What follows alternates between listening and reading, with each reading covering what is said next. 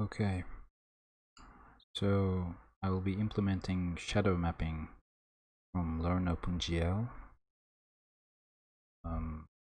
Should be pretty straightforward since the code is already online. I'll be uploading my code as well. Find a link in the description. So the general idea of shadow mapping is that we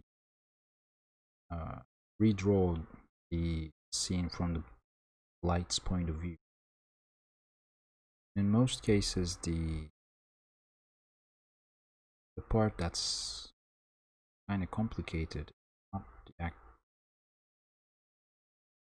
application that hosts the program, but it's mostly the shaders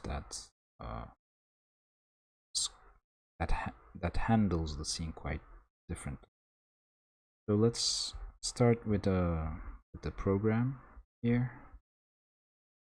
Some of these functions are simply wrappers that I've written in the utils header.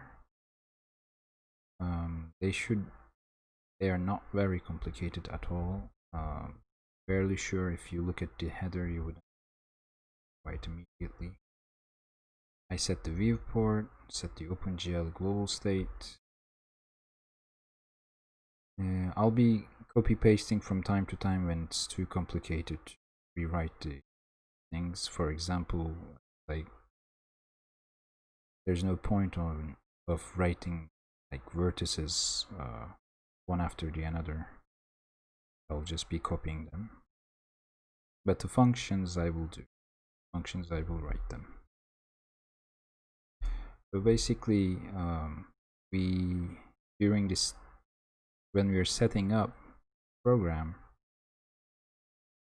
up to here we set the OpenGL state.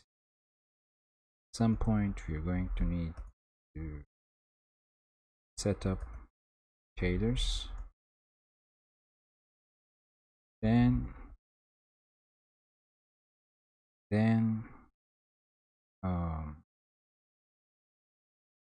we would need to set setup is together, right? We would need to set up the plane upon which we would be rendering several cubes. Plane. I'm writing this just to give high-level overview, just to give an overview of what we're going to do, what I'm going to do as well. Load textures, set up an FBO frame buffer object. FBO is a frame buffer object.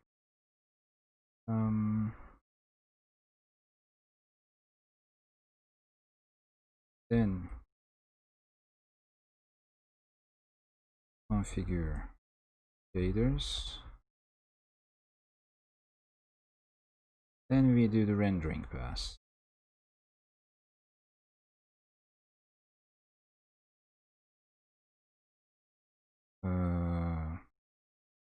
If I'm not mistaken, this should be the overall process implementing shadow mapping. I'll try to explain what we are doing as we go.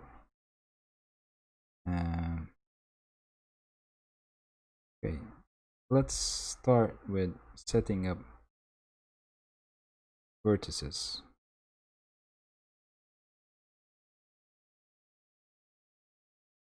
Setting up the vertices.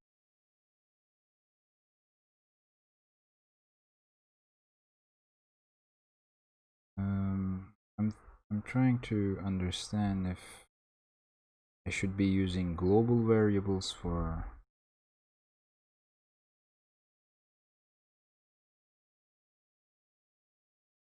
yes, should be global variable. for plane view. Okay. All right.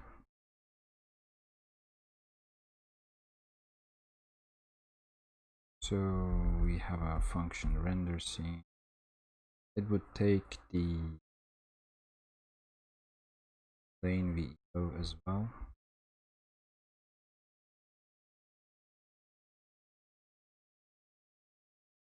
I'm using NeoVim as an editor for those who are interested,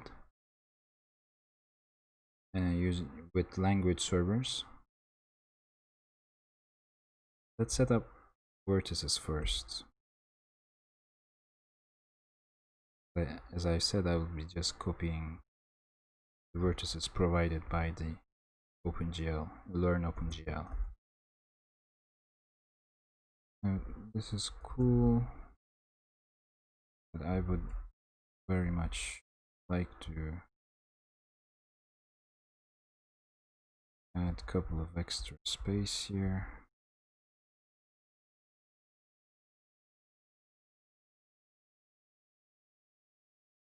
Okay, now we have the vertices of the plane there.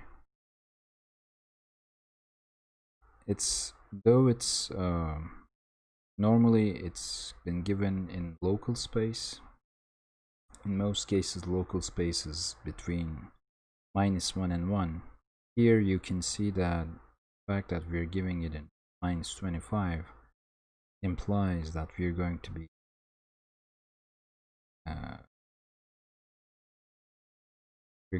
be outside of the frame, outside of the screen. So we already have not actually.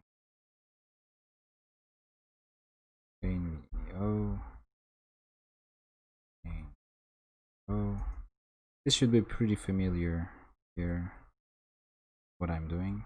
If it's not that familiar, you should probably check out more introductory material. I'm basically setting up my vertex array object and my vertex buffer object.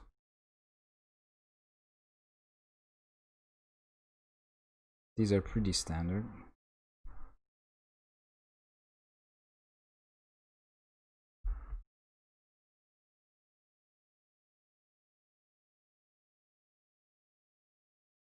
Vertex array.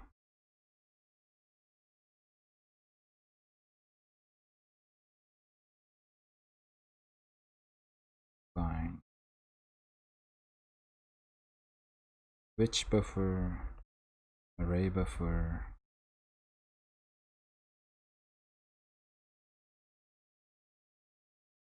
And we pass now the data to the buffer.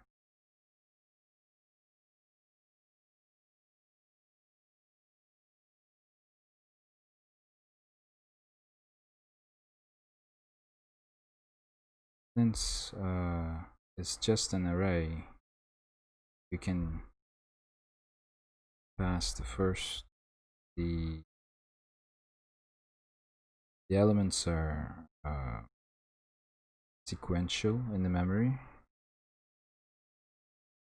so I can just pass the address of the first element.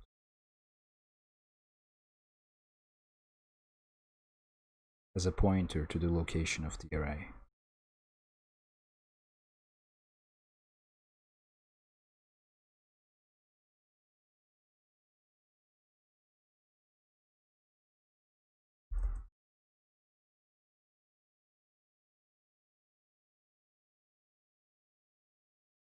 Then, based on types of shaders we might have, we will be enabling several attributes of this vertex array.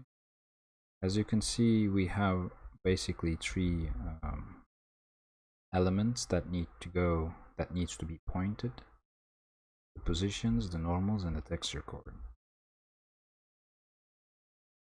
Now let's start by writing a simple shader.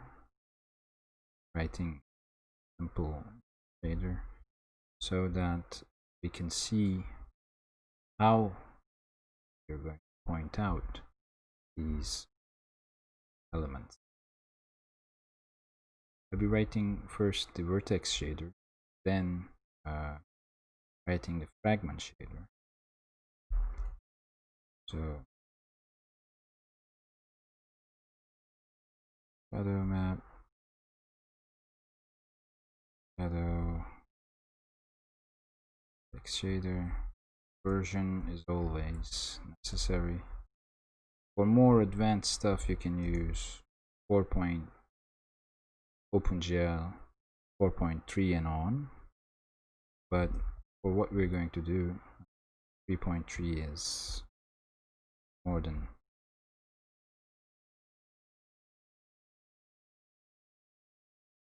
So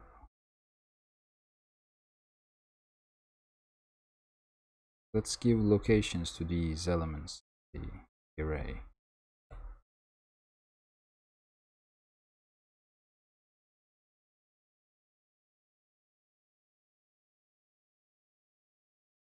So this is the location for the position.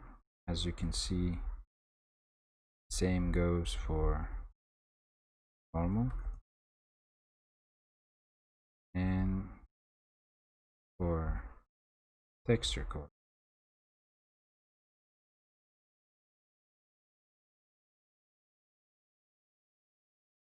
Not 3, it's 2.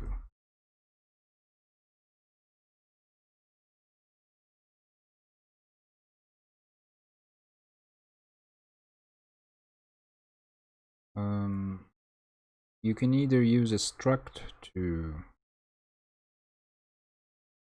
specify what you're going to output from this shader. Learn OpenGL does it that way. I'll be doing it individually just to show that it's actually possible.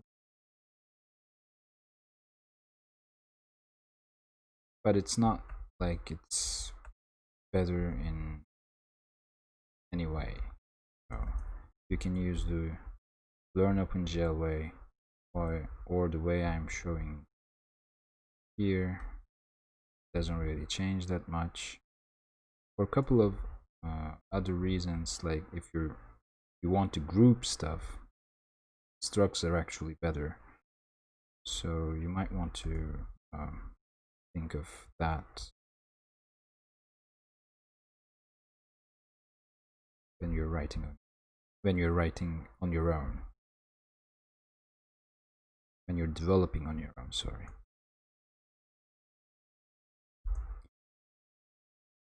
Okay, so we just specified what needs to be output, what we are going to pass from vertex shader to the fragment shader.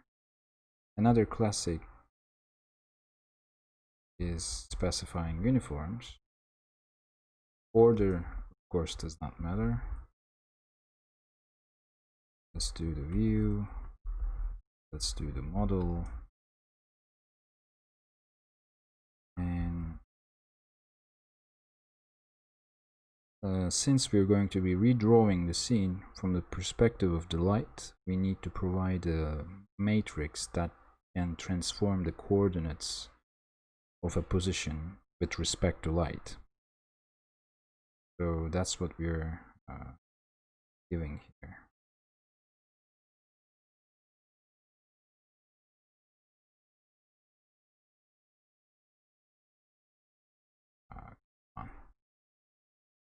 Plugin auto load member.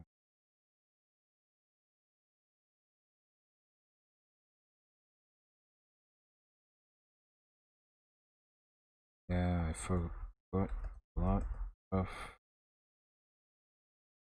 columns.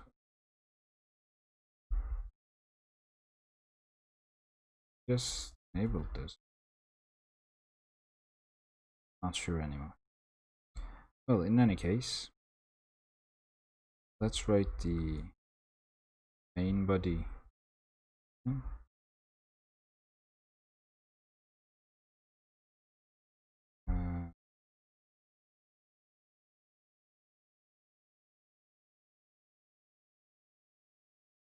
Wow, this is getting quite a bit of out of hand. Let's disable the.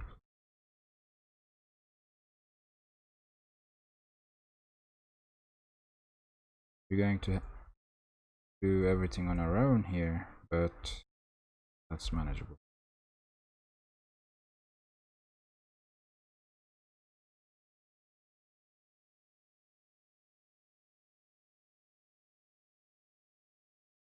Was this the case? Was this the case? Yep, it was the case. I wasn't sure if frag position is given as 4-component vector or 3-component vector.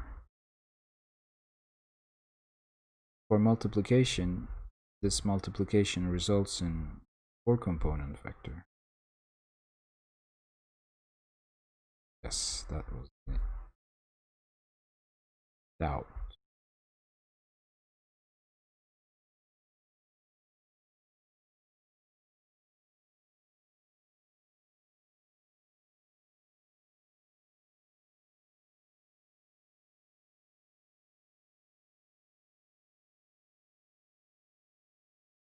Simply pass along the texture code, texture coordinate, and we transform local coordinate, world coordinate to the light space.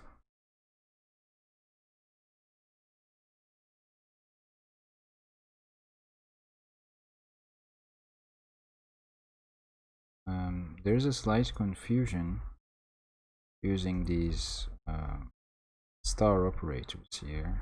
They mean multiplication, but in this case they don't mean like normal multiplication. They mean a scalar multiplication.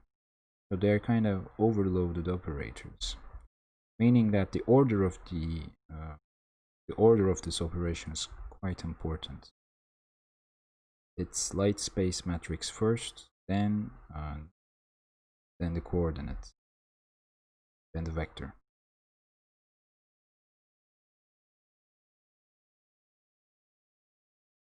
And classic.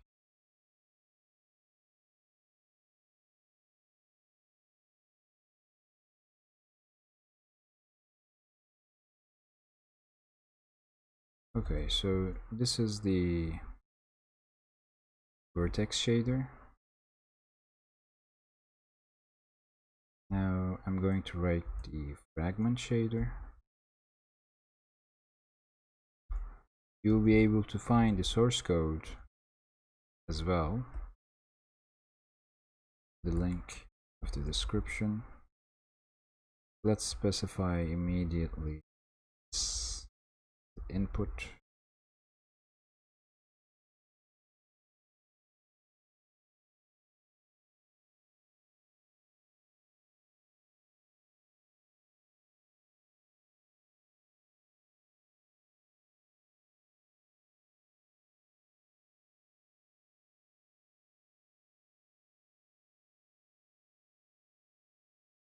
That's vertical selection for you. I really enjoy using Neovim. It's really a quite good experience.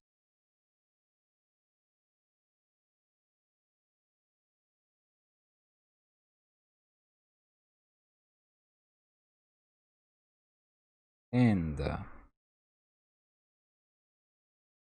now we would need to have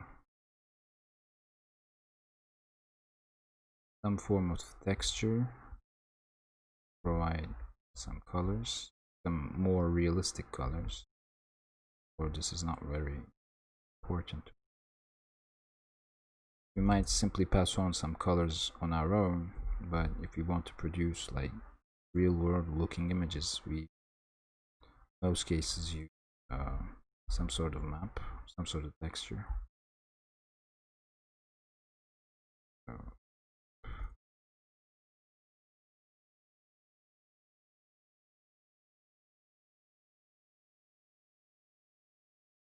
And the view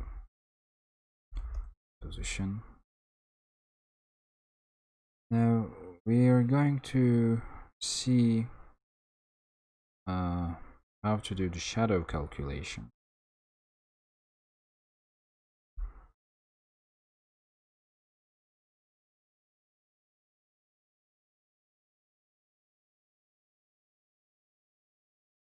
Outputs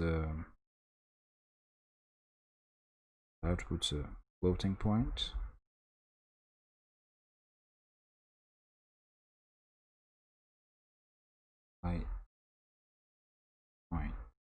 Light space position, let's say.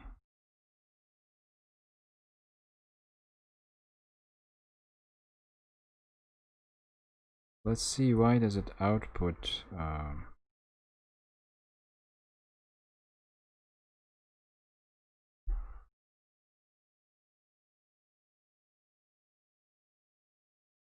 no, that's way.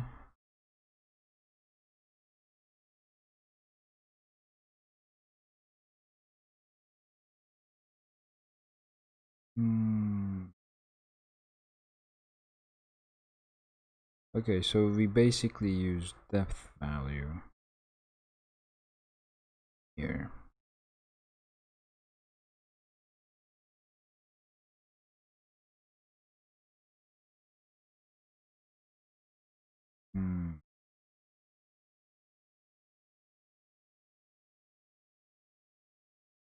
Okay.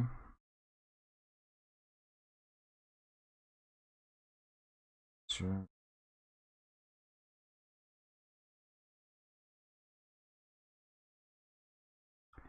Good.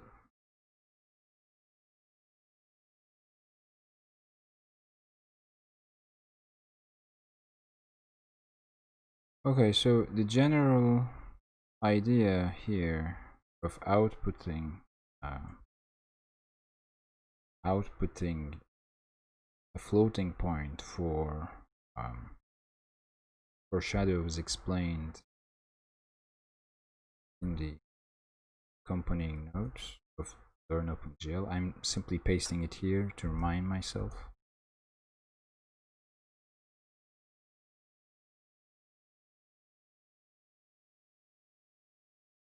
So this is basically why output a floating point instead of some sort of color.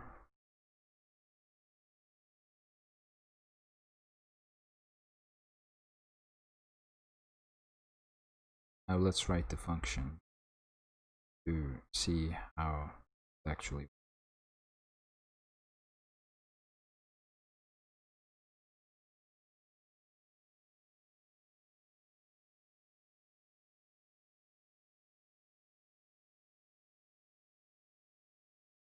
Light space position with perspective division.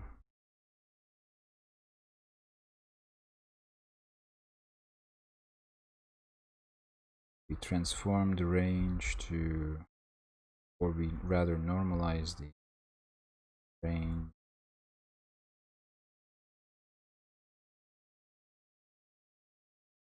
of 0 and 1, between 0 and 1.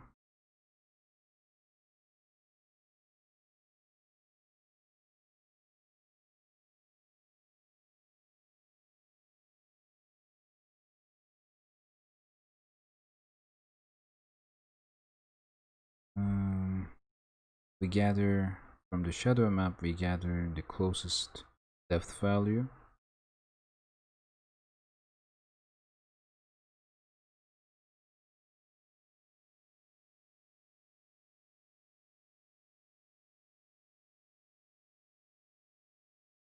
You can use the general texture function. I prefer to use 2D function to remind myself that it's actually a 2D sampler. but the general texture function also works.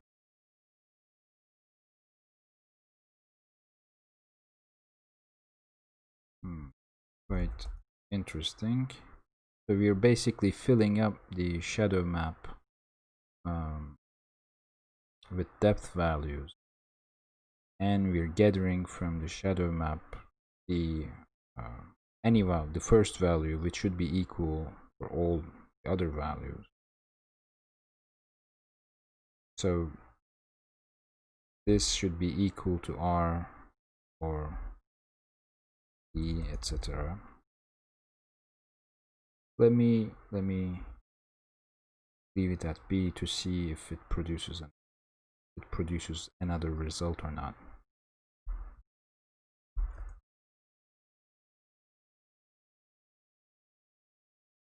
Let's see the current depth.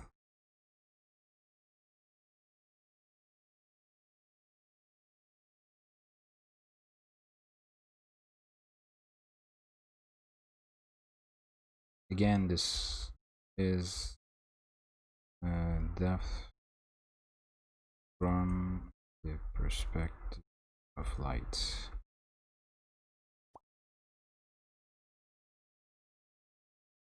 I should like open up some rivers or some kind of sound.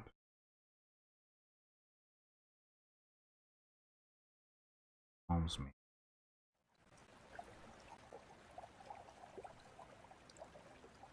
Well, it's not very familiar. We don't program near a river, yes, but still kinda calms me.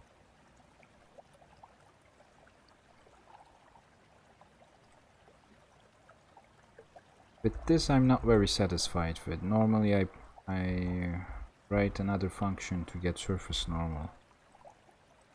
But let's stick, for instance, let's stick with the code. I tend to use another function, a separate function, to get surface normal because quite frequently I find myself changing the space in which the normal is evaluated or the lightning is evaluated. So if you can change the make the normal another function, you can change its space, like it's in tangent space or if it's in world space stuff easily. Since the lightning doesn't change with respect to space, but it does change with respect to the values you obtain in that space.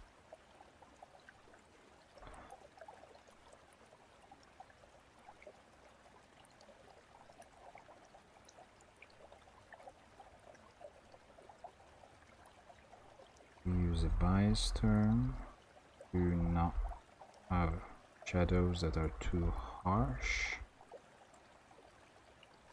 I guess.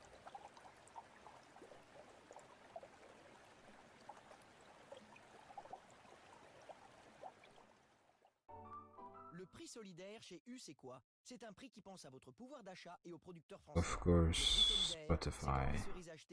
Yes, Yes, Spotify, I will buy you. Maybe. Oui, vous proposez 6 fruits et légumes à prix coûtant chaque semaine, c'est notre engagement. Oui, merci. Merci. Offre valable du 25 au 27 juin, catégorie 1 origine D'accord. France. Modalité et liste des magasins participants sur magasin-u.com. On va l'acheter, t'inquiète pas.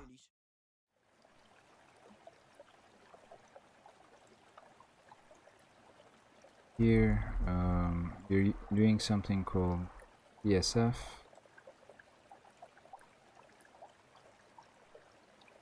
ESF, which means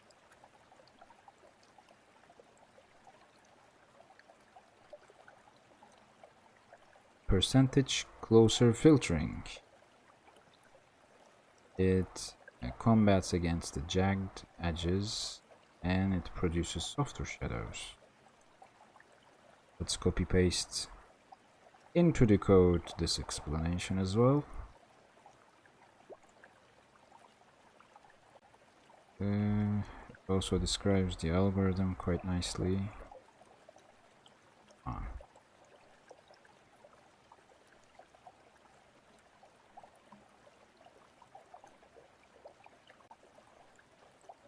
I tend to put these kind of stuff inside the source code. It's easier to refer to, and it's quite easier to understand what's going on. In most cases, I noticed that the articles and most tutorials are very bloated in a sense, with extra use of words and phrases and all that. When I look at the code, I understand better what's going on in most cases, and it would be indeed better to accompany that code with the... Now 20 seconds for the eyes. I suggest everyone to take a break. 20 seconds. Eyes are pretty important. You can drink water, anything you want, just 20 seconds off the screen.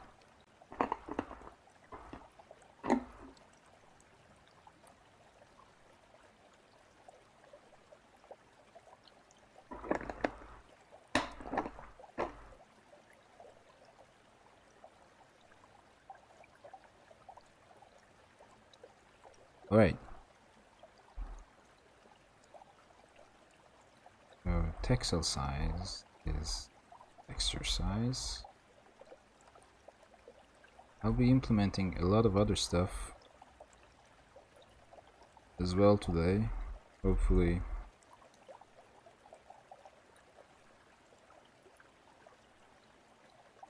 I'm not sure if I will be streaming all of them.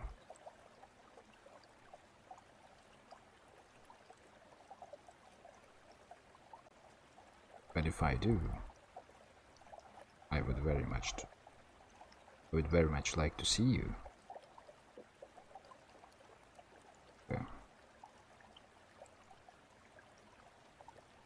Whenever I see this kind of double for loops, I tend to think if I should use a compute shader for doing this kind of stuff, like rendering everything to a texture, then doing a compute shader pass appears in my head, in my mind.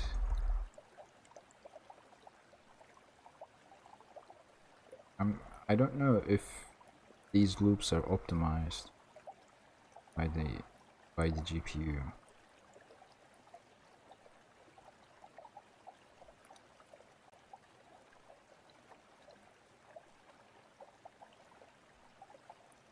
Again, 2D.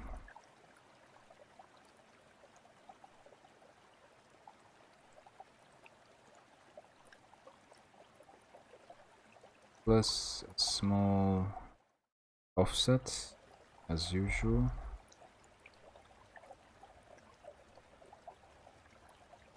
So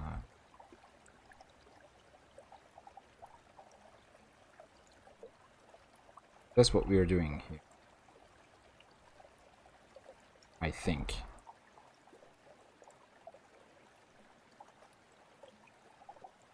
I mean, that's what it seems like it's happening. We're the same way we convolve over a texture. It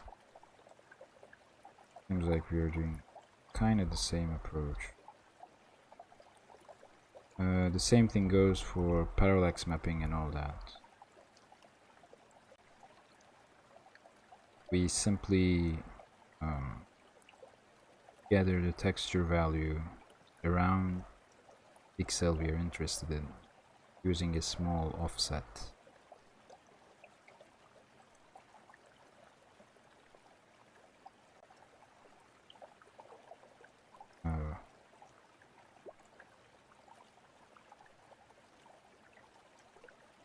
Current depth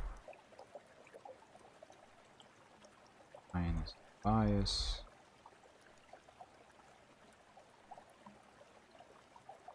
I said, depth.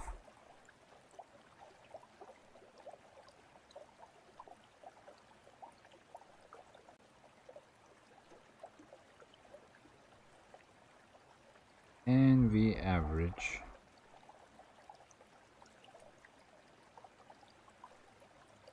the shadow.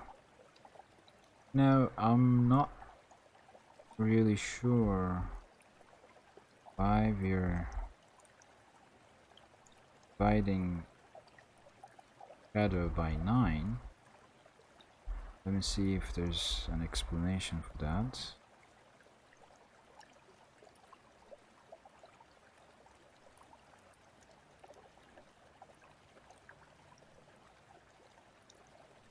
It says that we're simply sampling 9 values,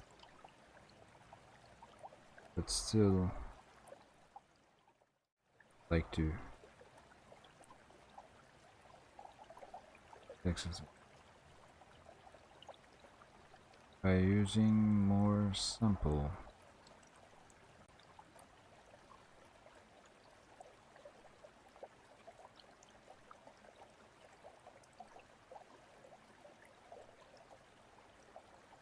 Here is the explanation for that 9 value, and a couple of other suggestions.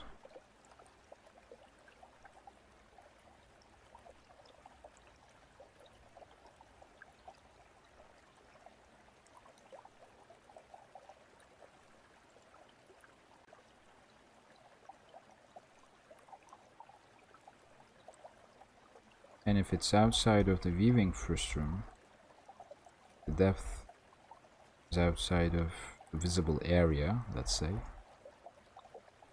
we can say the shadow 0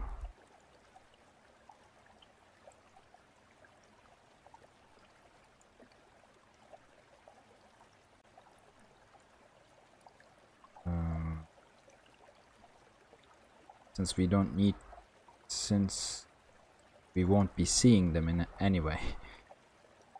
We don't need to calculate the shadows of those we are not going to see, I guess.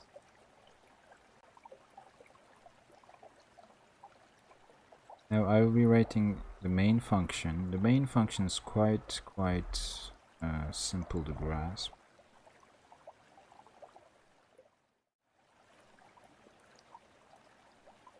Now, 20 seconds for your eyes. 20 seconds and I will be back right away.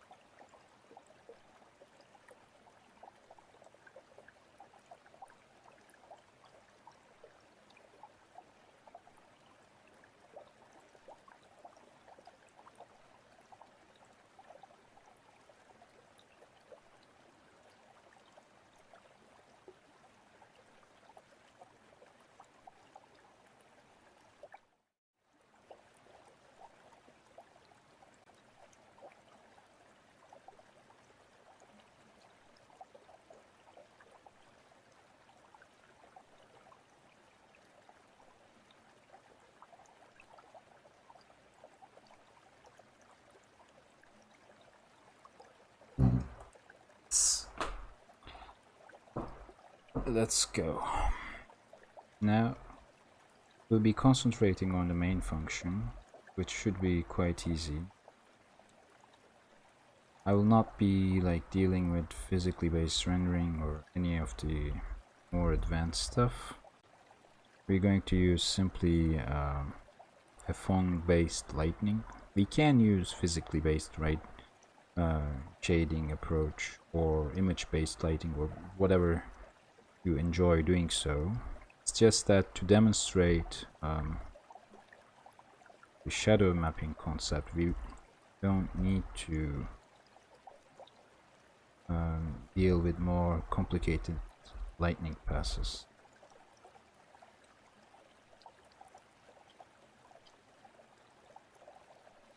RGB, of course.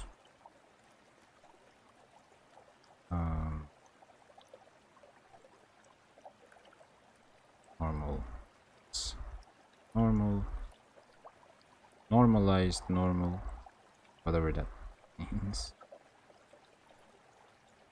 Normalized normal. I know what normalized normal means.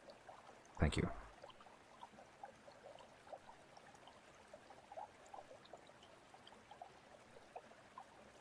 Let's use a light, hard-coded light color. Maybe it's better to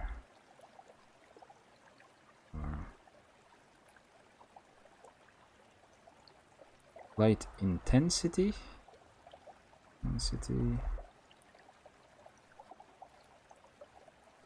Then use that here.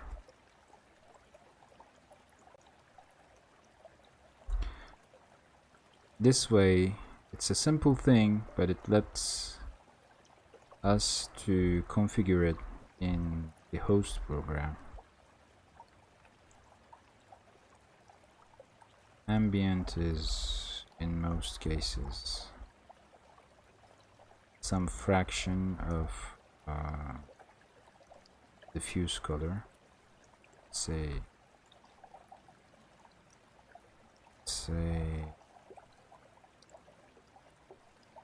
normally I think have a shader that uses these kind of values.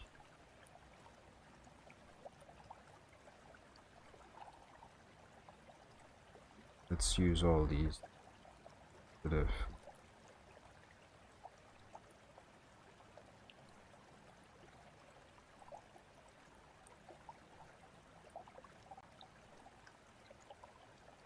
it says it's a good value. Let's put that.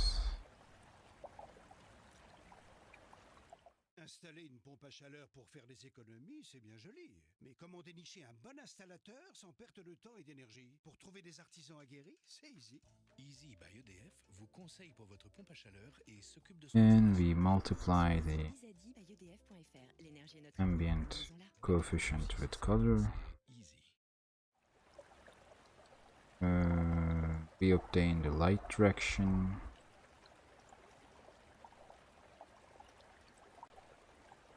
We obtain the light direction, arm, time, light position minus frag position.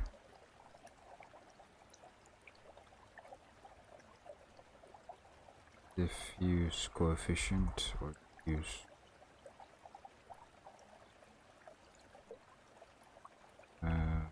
let's say cos theta.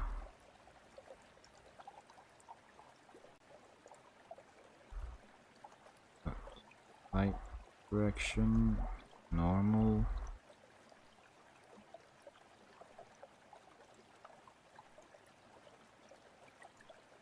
This is not this is not actually a good way of obtaining color. This model is at its base very incomplete, and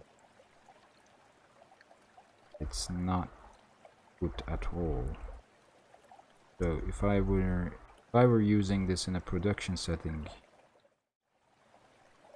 I would probably not use this in a production setting.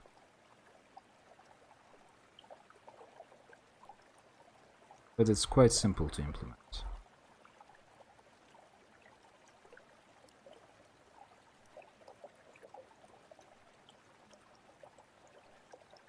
normalize the view direction.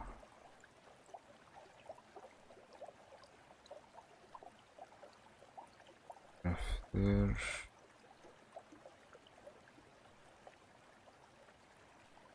We take a reflection of the light direction with respect to normal.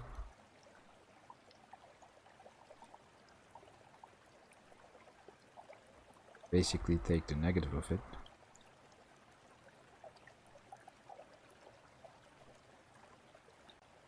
Of course we obtain the halfway direction.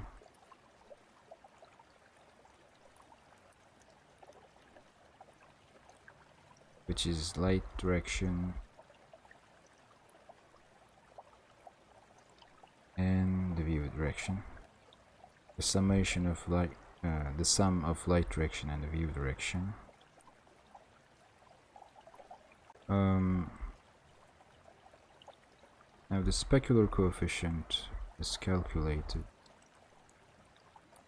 or the specular angle, like there. Whatever the name you want, you can use any name you want. Normal, halfway. So we ensure that it's a positive value, and we use the shininess coefficient. The best book on the computer graphics that describe this is the Principles of Computer Graphics. Not the 2013 version though. The version before that is actually, the edition before that explains actually step by step how Fong Lightning works.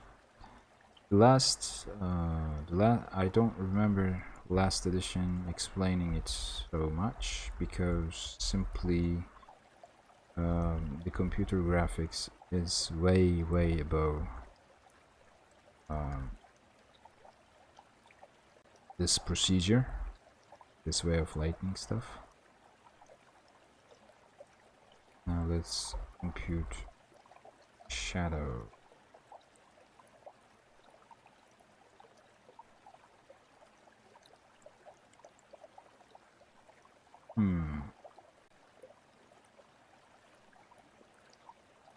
Get shadow.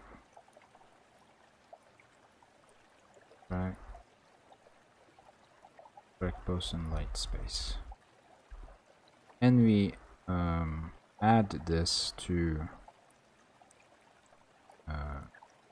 direct lighting. So we use this to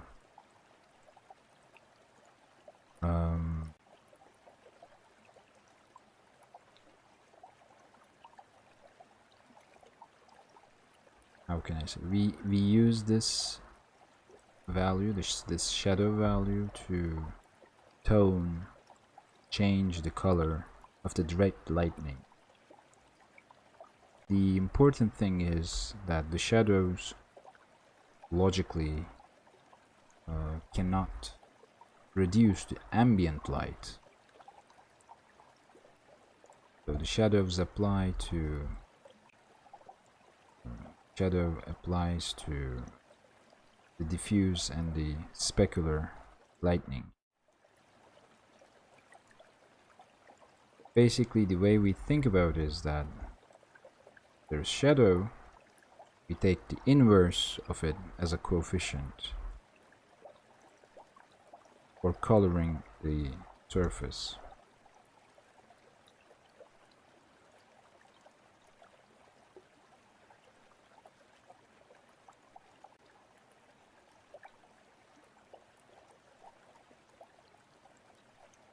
And all of this here is multiplied by the color, which is the diffuse color. Okay, It's the diffuse color in it. And we output the variable, the resulting lightning procedure, as a fragment color.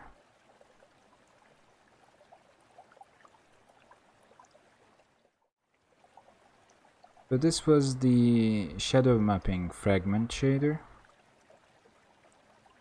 Now let's go back to the vertex shader and let's try to see how we're going to pass these.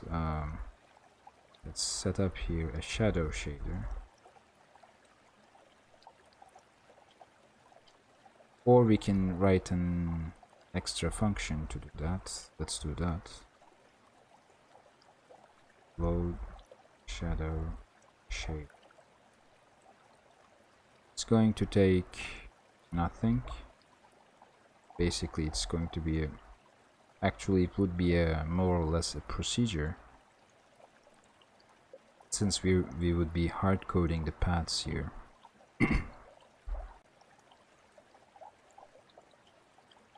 Path, vertex, path, shader,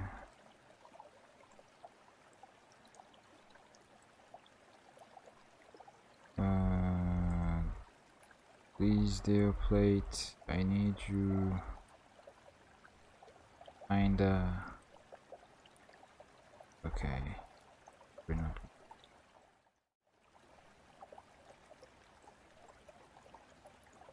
So let's see what was the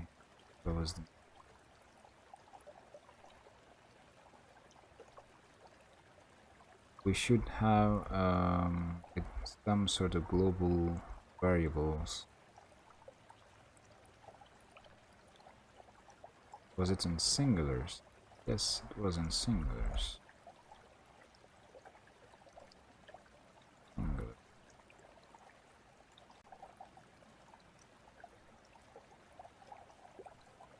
This shader dir path. Shader dir path.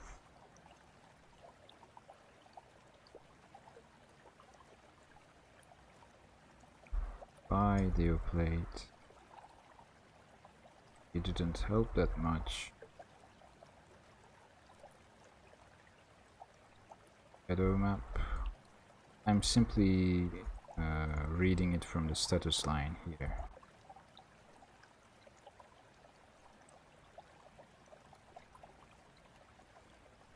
So this is the vertex shader path. Let's do the same thing for fragment path.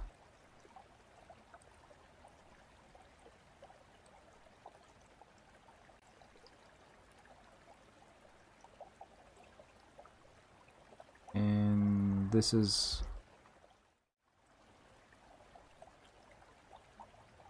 fragment path. It's more or less the same. We need to simply pass this values,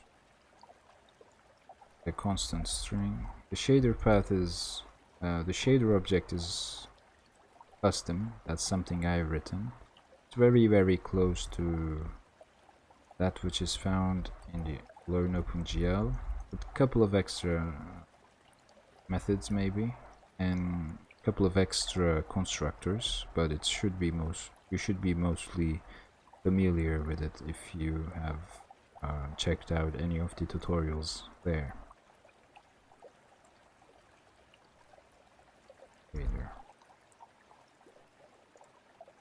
So let's load our shader here.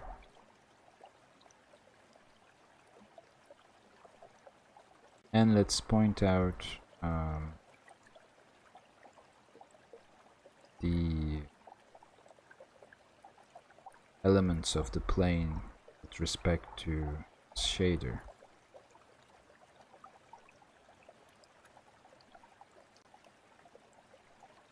Now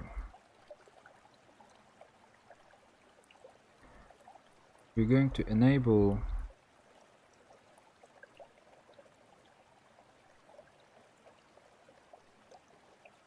something called 0. What is that 0?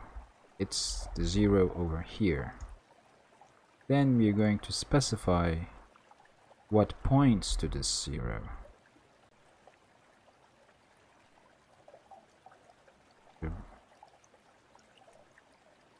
Point. 0 is the same 0 from here and here. 3 is the 3 of here, vector component. It's a 3 component vector. GL float means this vector contains floating points, and GL false means it's not normalized, if I'm not mistaken. 8 times size of float means our stride is 8, so 3 plus 3 plus 2 is not 8, it is 8. I'm joking. And the cast to the void, of which I don't enjoy at all. I think it looks quite ugly, but whatever. It's the offset.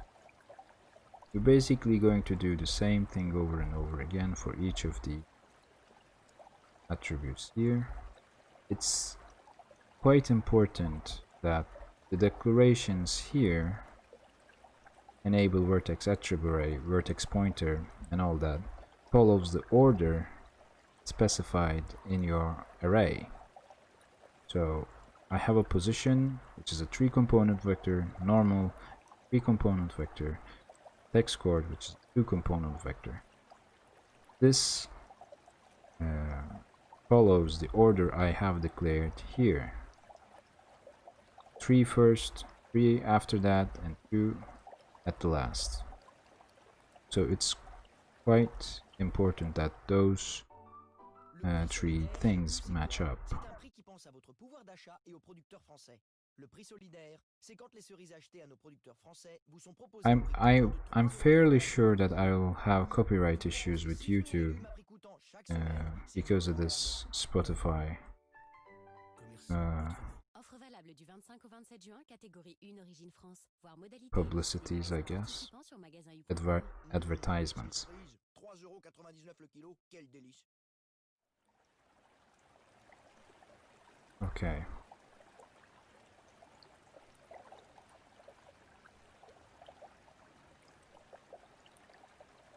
And of course, this is 2, this is 2 as well. 2 because of here. And this is 6 because offset of texture chord is 6. Once everything is bound, we can bind the default vertex array, which is 0. Basically, I'm unbinding or deleting what I've already specified. Now, this is how we point or specify an object in OpenGL. This is like the general procedure. Now we are done with plain vertices. We can either load a texture. Yeah, sure, why not? Let's load texture. Then we are going to continue dealing with capture texture. I have quite a bit of a texture. Let's use stone one, which is the easiest.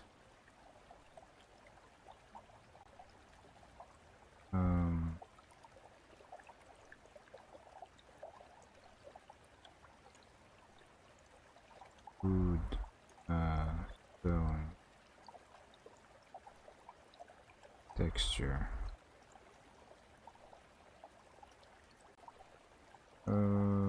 let's generate the path of this. The path.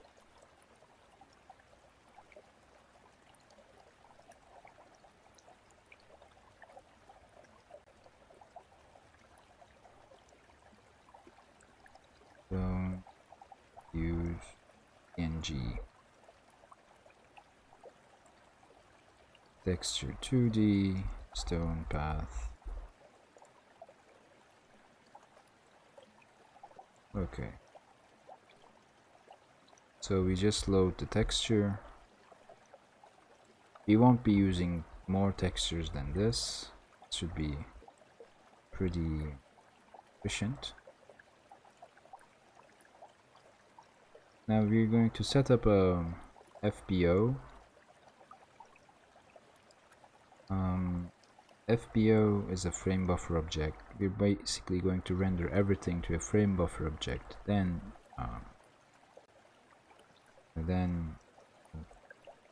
take the values that are rendered into this frame buffer object and use it in another rendering pass.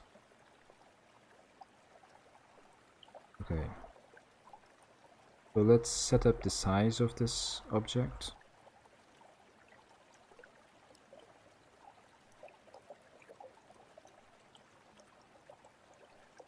Very interesting.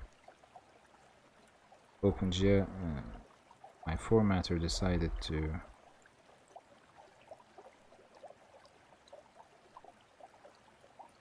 and why is that? Okay.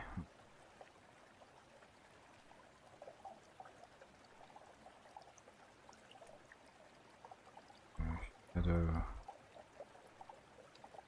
map. These are constant. Width.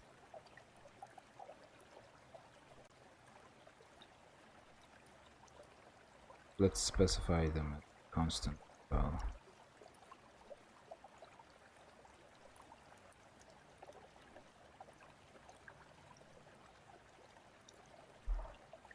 We can use probably smaller shadow map as well. Now let's generate the FBO. Usual depth FBO.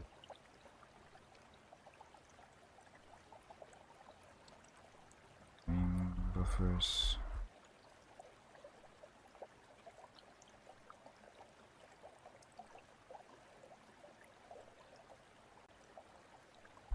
FBO. Let's generate the texture that we're going to be mapping to.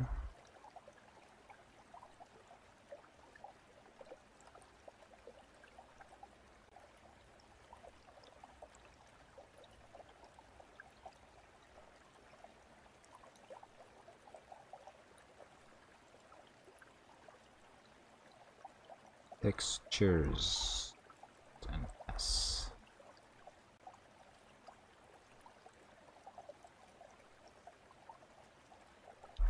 Let's bind the texture.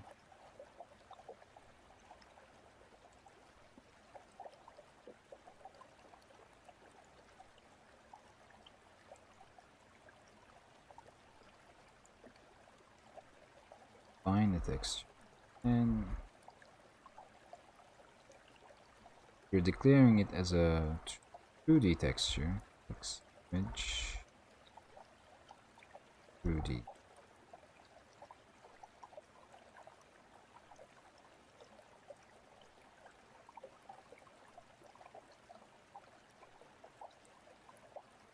Depth component shadow map width, shadow map height,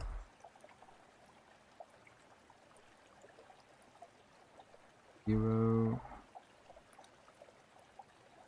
GL depth component is the type of data we will be rendering in texture.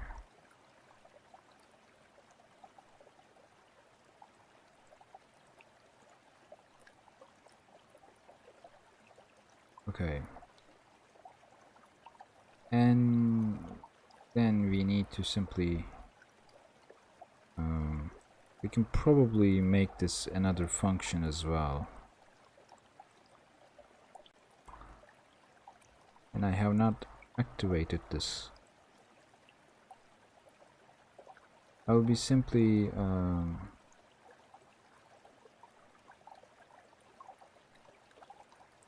copy pasting from my low texture code. I thought about copy pasting from the code as well, but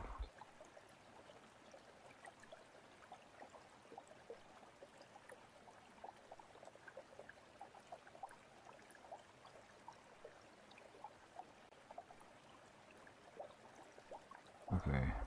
So some filters are needed if we want to define a behavior of what's going to happen when we resize the window, for example.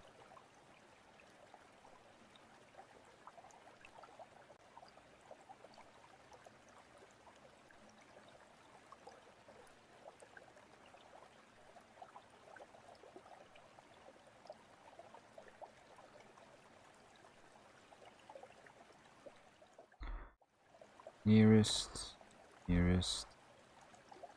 map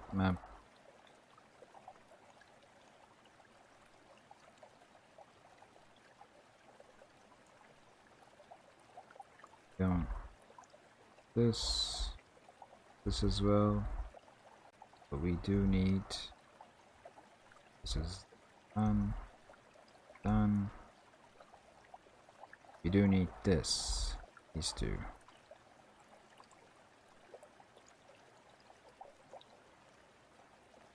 With different values.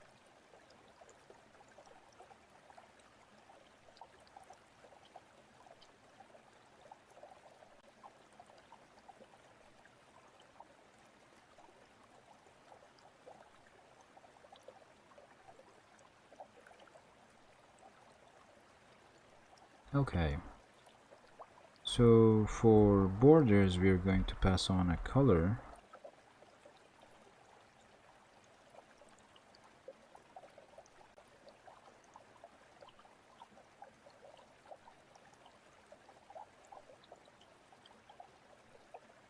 which is white.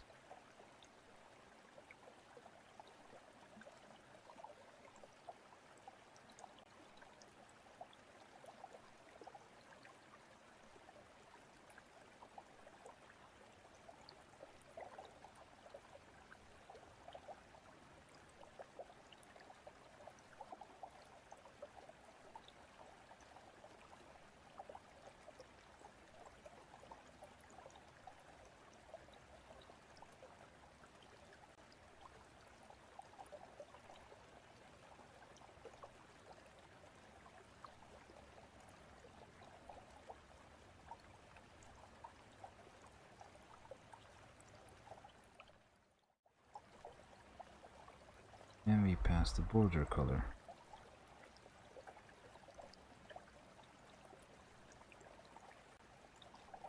We attach the texture to the FBO.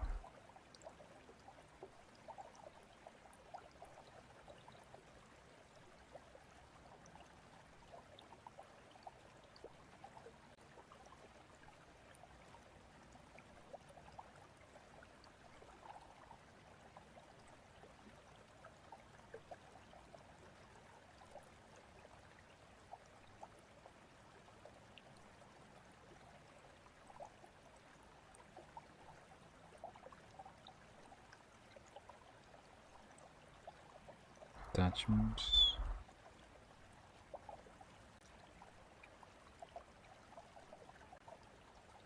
To the and the depth map.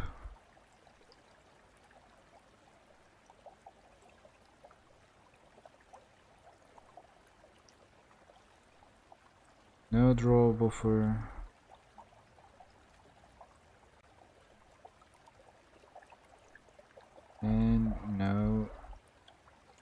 read buffer.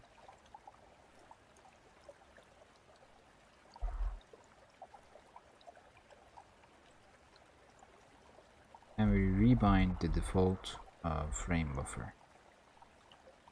So this is basically the FBO configuration.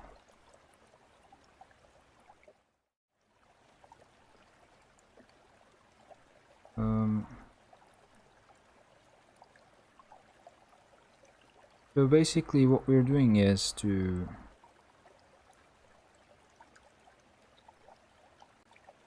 first rendering shadows, then first rendering to a frame buffer, a texture, then passing that value to a quad shader, that is a shader that simply outputs a texture as big as the size of the screen.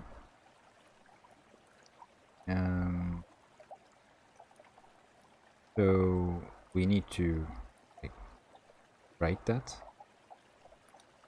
Let's write the quad shader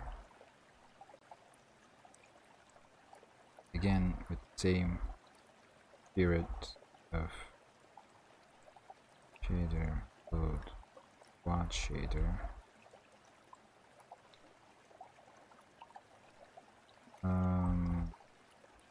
Shadow map debug quad. I've already started writing it. This is its vertex shader. This is its vertex shader. This should be its fragment shader. Again, I specify some values that I quite often use.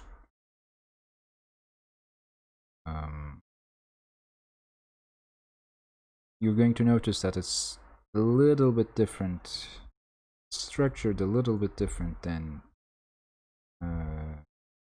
what's being shown in OpenGL. Learn OpenGL. I like to have like some knobs that I can like tune in from the host program for trying out other stuff as simple as possible, or trying out other configurations as simple as possible. There is also the argument that if you're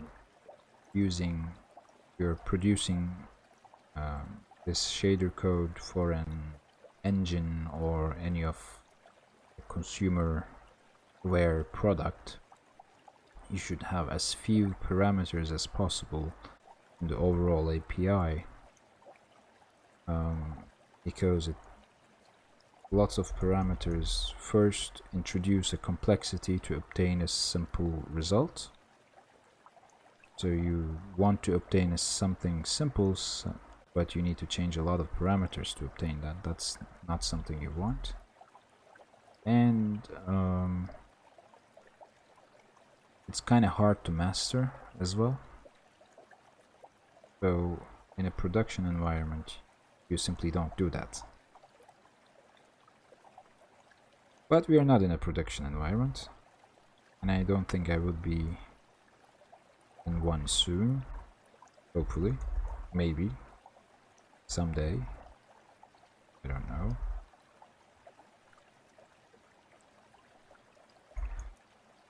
And this is the quad shader.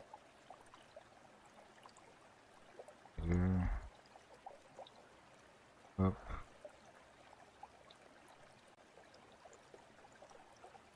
And let's load that as well.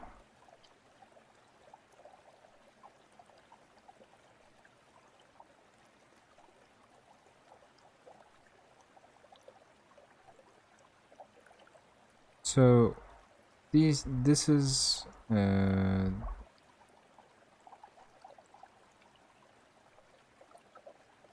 mostly what we're going to have. We need another simple shader for obtaining depth values. It can be either specified as a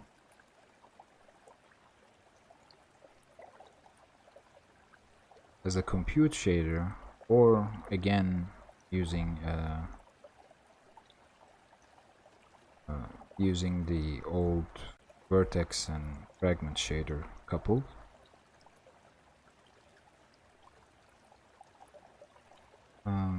But in any case, let's write that as well. Let's call it depth shader. Who is the bringer of depth, profoundness.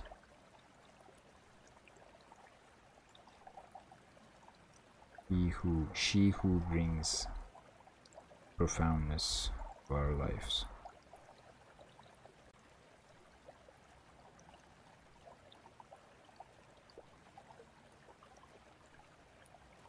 Again, version.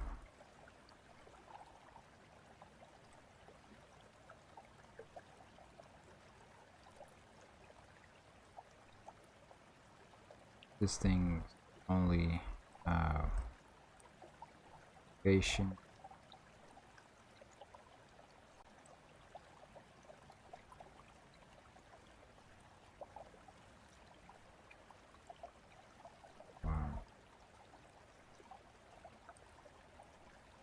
And 20 seconds for the eyes.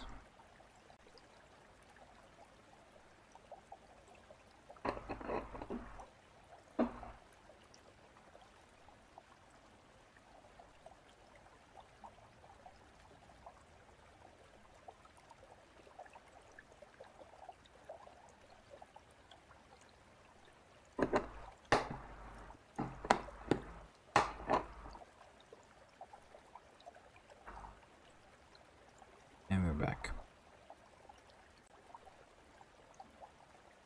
Light space matrix with model to obtain world space coordinates.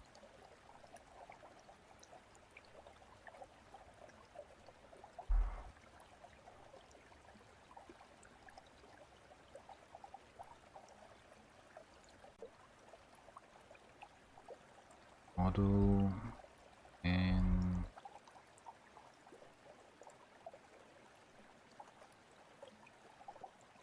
we can, since I'm following the tutorial, I'll be writing its corresponding fragment shader that doesn't do anything.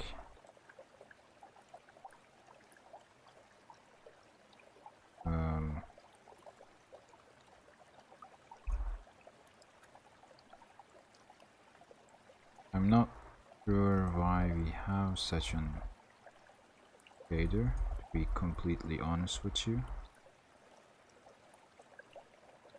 I would have expected something like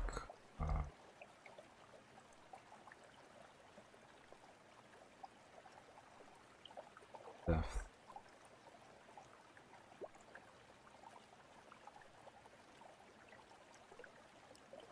Something like this. This goes in the shader something like this. But I'm just writing this to be in line with the provided code. Let's load this as well.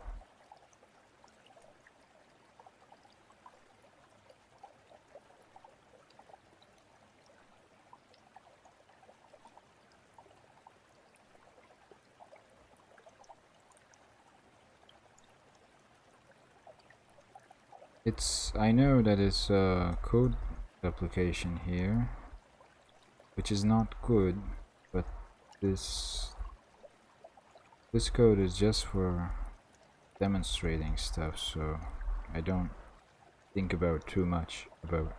I don't think about how should I refactor it to make it more maintainable, like that.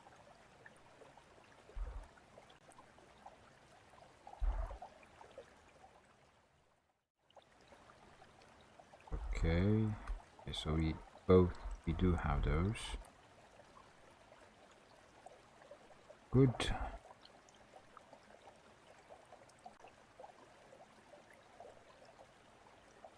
Depth shader. Load depth shader.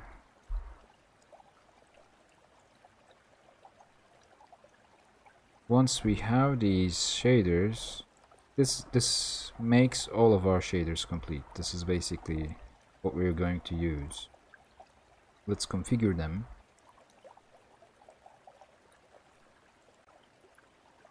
Set up a FBO, that's done. Let's configure our shaders. Shadow, shader, use program.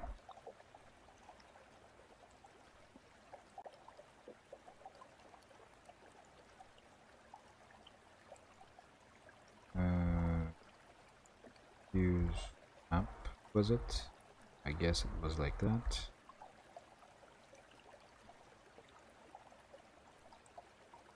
And the shadow map.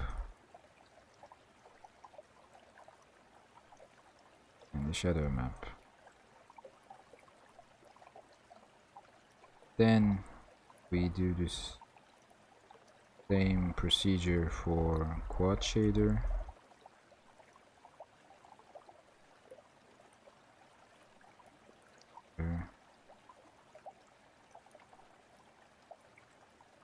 I think it was depth map,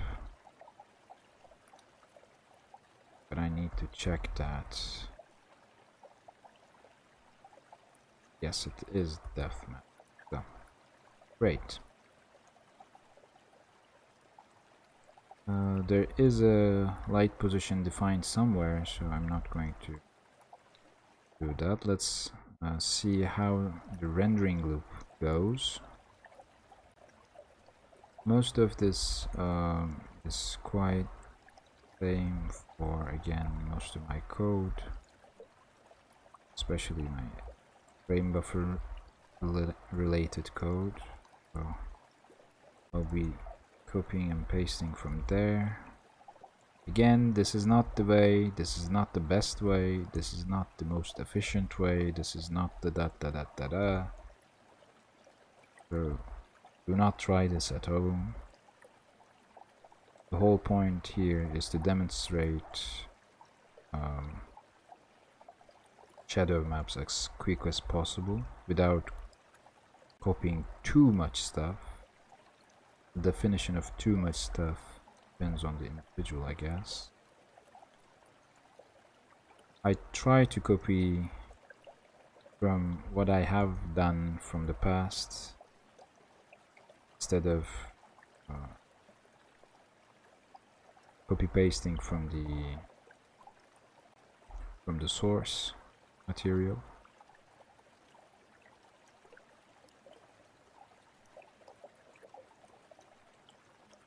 Okay,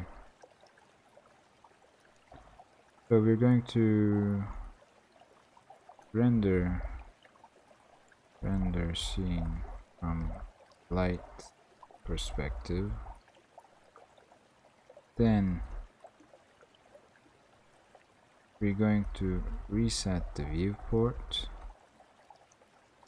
Then render the scene from render the scene normal way.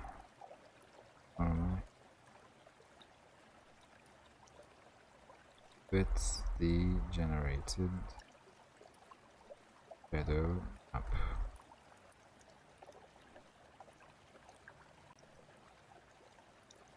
And if we would like to do, we can render the depth map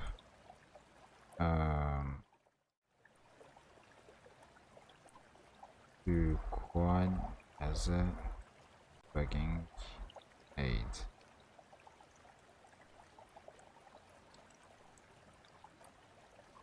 Once that's done, the usual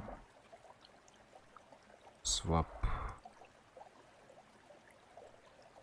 swap buffers operation is going to happen, and we are going to poll for events.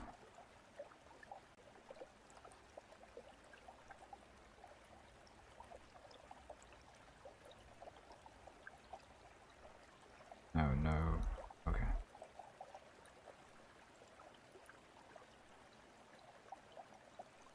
Once everything is done, we can delete the plain VEO and VB.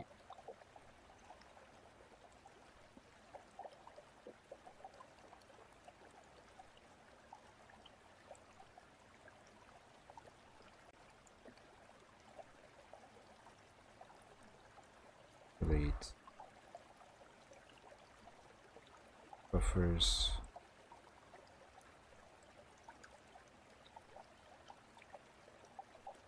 Thank you.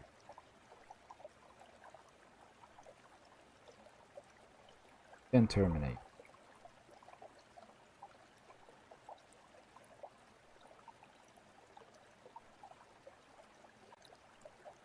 Now, how do we render the scene from Light's perspective?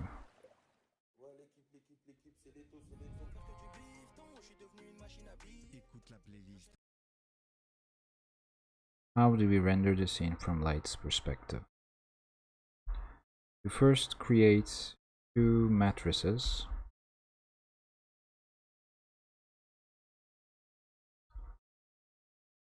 Light space and light projection, light view, maybe just light V and light P.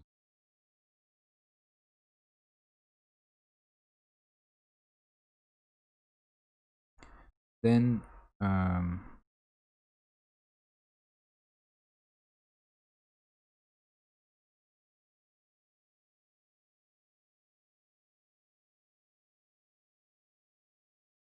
we're not using any camera, are we? No, we do. Okay.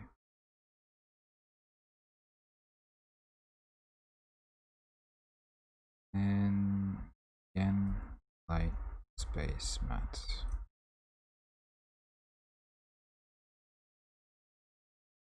Here.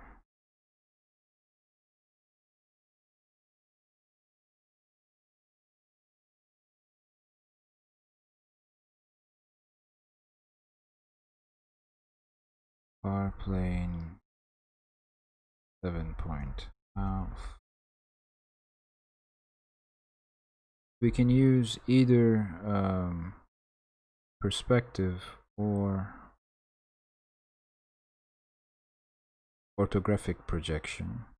So let's put a variable for that.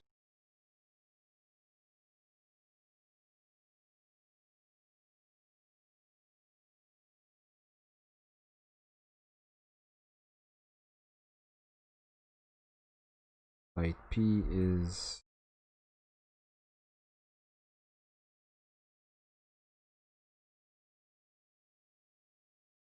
um,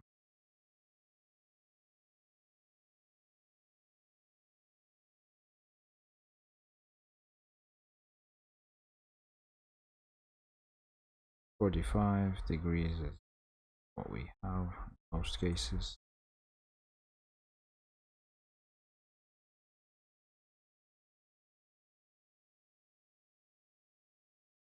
We do a float cast.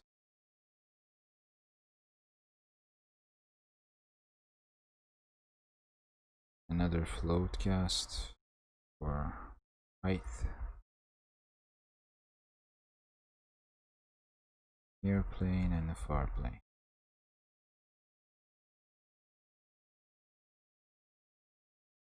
Let's create a variable here.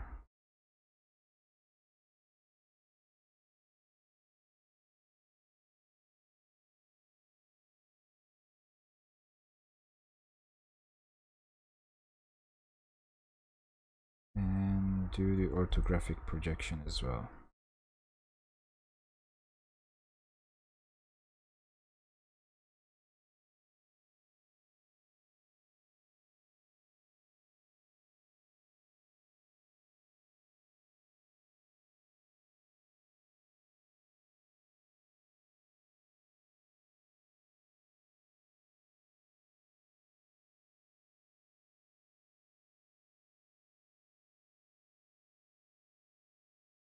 You're basically specifying the frustum, overall visible area.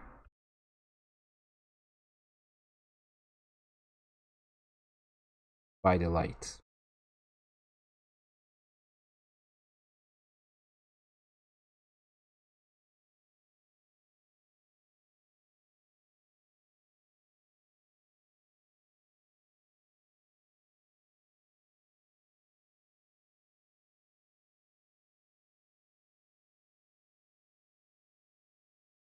This is the origin.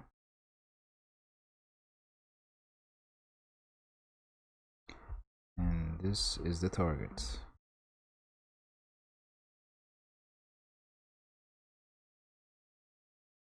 No, first one is the origin, second one is the target, and third one is the up vector, if I'm not mistaken.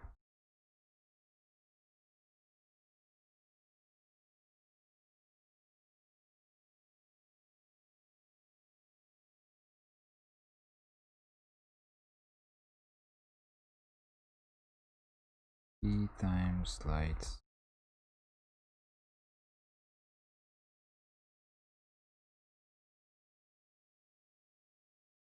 now depth shader.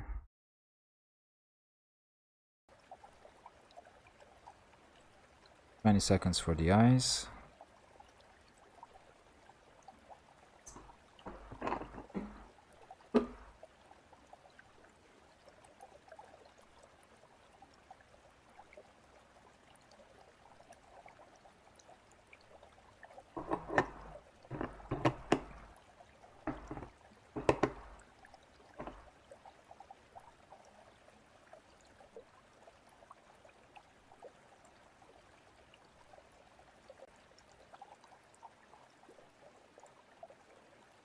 Depth shader, use program,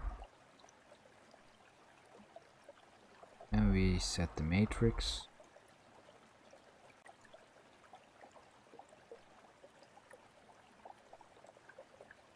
Light space mat.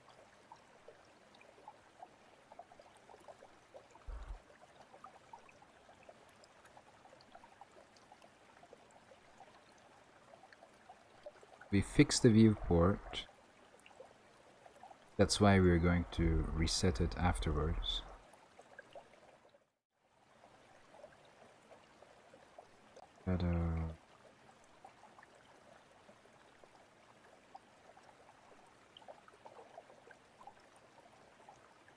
Then we bind the buffer.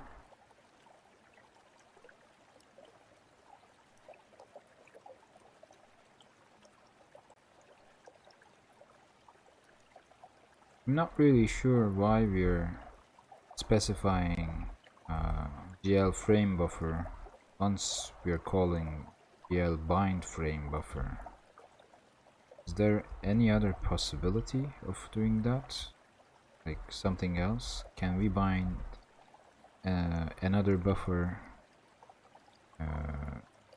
to using bind frame buffer other than frame buffer? I really don't know. Same thing goes for array buffer, not the array buffer, but the render buffer as well. For it doesn't seem very evident why we specify it both of the times, but Kronos is the boss. It's the master of the time, anyway, so on texture.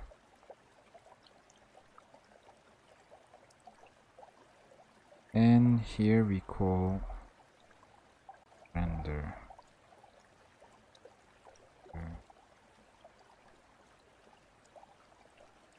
Shader is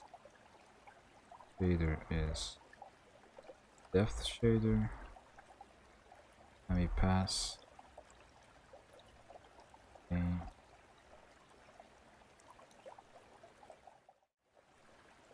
we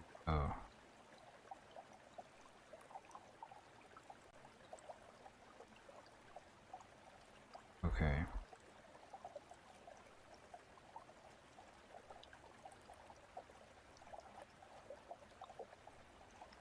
Once that's done, we simply bind the default buffer.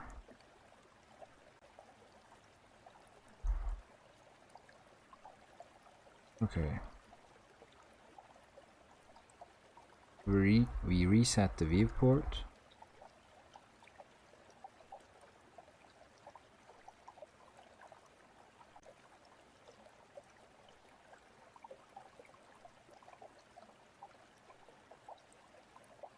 We reset the viewport.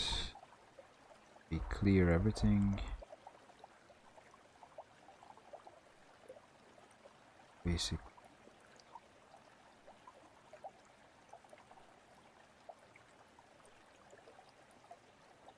Clear the depth buffer and the color buffer.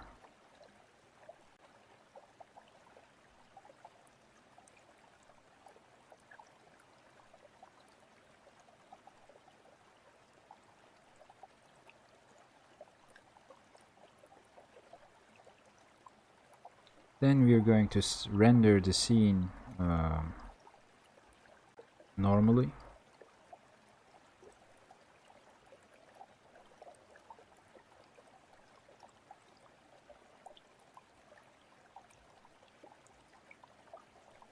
So here, set the viewport, we make sure everything is clear. I'm not sure why this is called 2 times, because it seems like it's a duplication.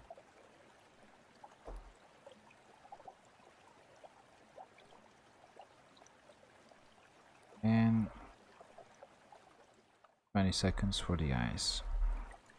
Coming right away.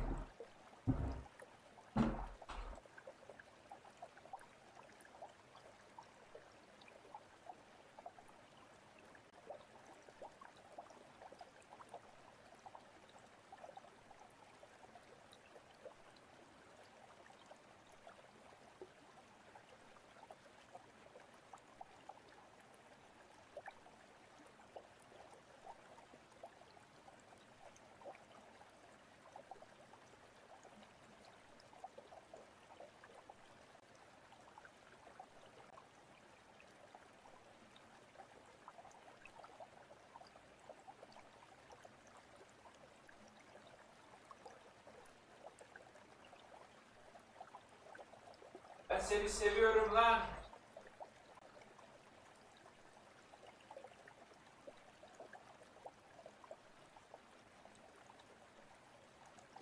Oh.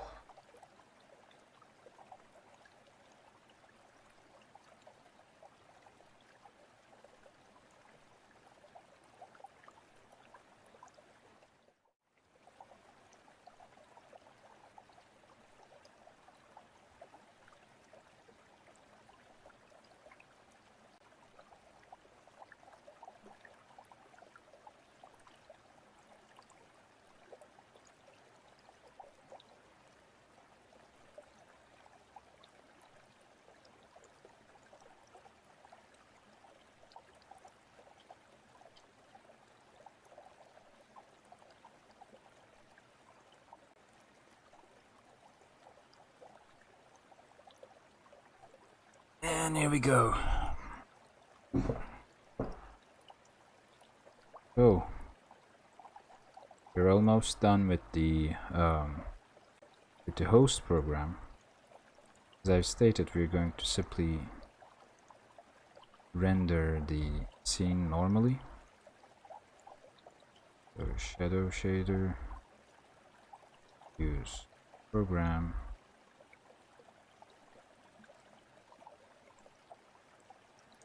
I'm going to use perspective projection. Actually, this part of the code is more or less the same from most of the other similar codes. Merci.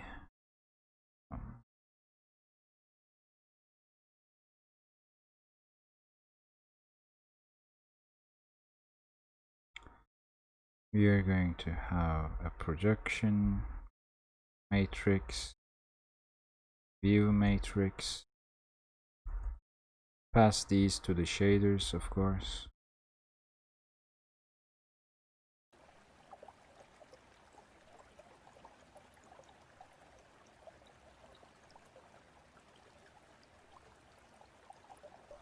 And activate the textures, then render the scene.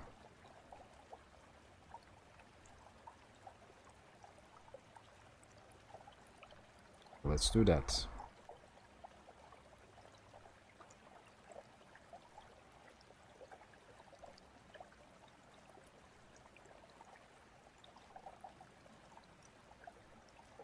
Projection, projection.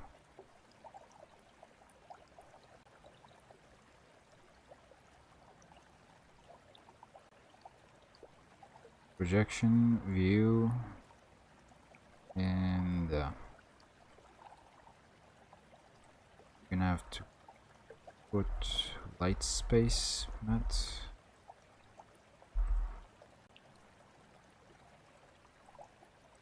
A couple of vectors.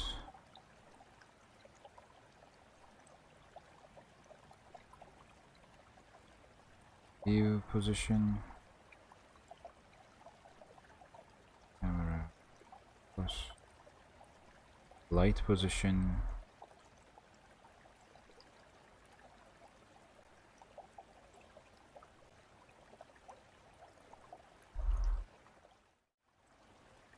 Activate the textures. This is quite important if you have a couple of textures. Wait. Texture. You can actually write a procedure to do this for you if you have really a lot of textures.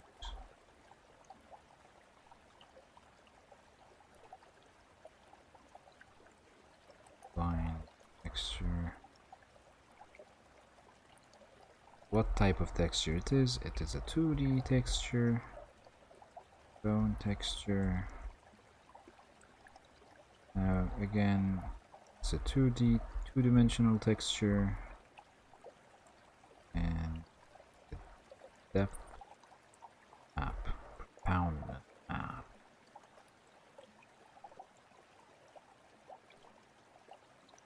And we pass the shadow shader.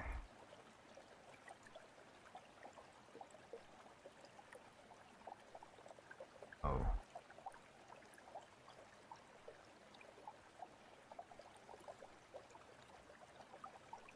Now, what's inside the render scene is going to change our lives.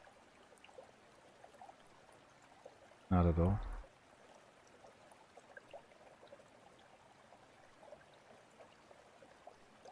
Render. I think I've defined it here. Up.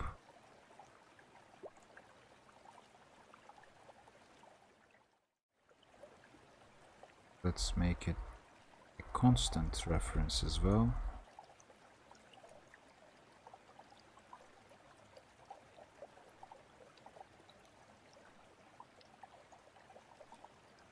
And here I am going to copy paste from the code since it's a bunch of stuff that we have already seen for now.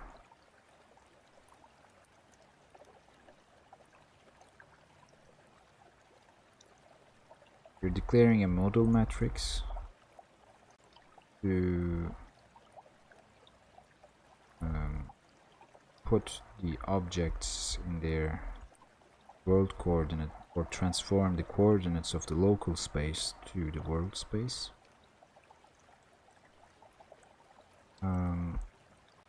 We translate these coordinates, meaning that we basically move them, or in this case we are going to, since we're declaring this these coordinates for the first time, since we are not animating the objects, this is as good as putting them to this coordinate 0, 1.50 place. We basically put the objects 0, 1.50 location in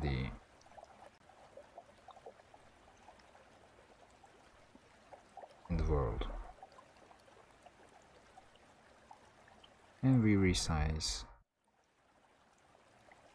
from all dimensions the object. If you want to like have funny stuff, you can resize 1 dimension or 2 dimension at the same time, and you can play with it. There's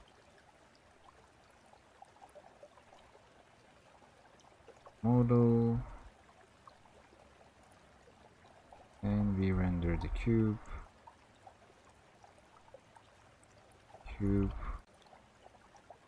We do the exact same thing for several times to obtain different cubes in different locations. Basically the same cube in different locations.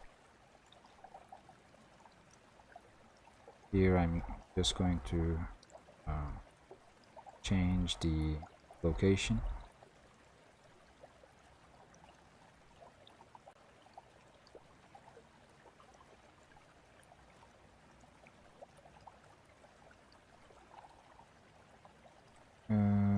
We can also rotate them.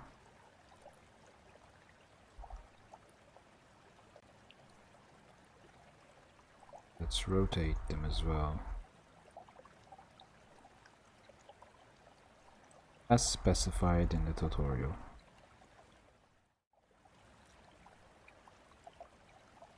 We don't need to redefine them each time.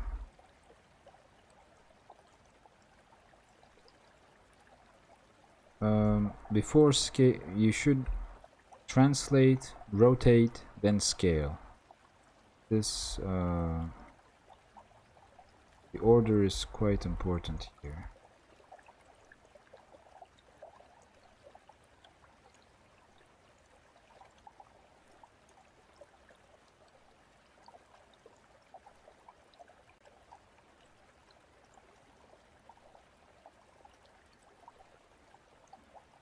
So we're going to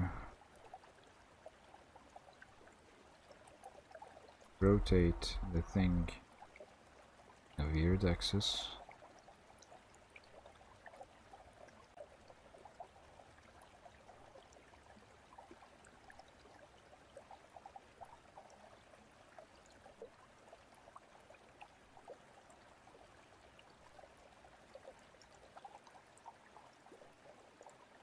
And scale the thing smaller value.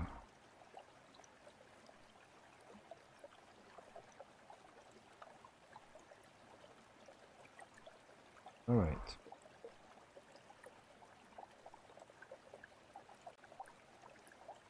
So this should be our code. This is basically what we are going to be using. Let's see if we can compile it.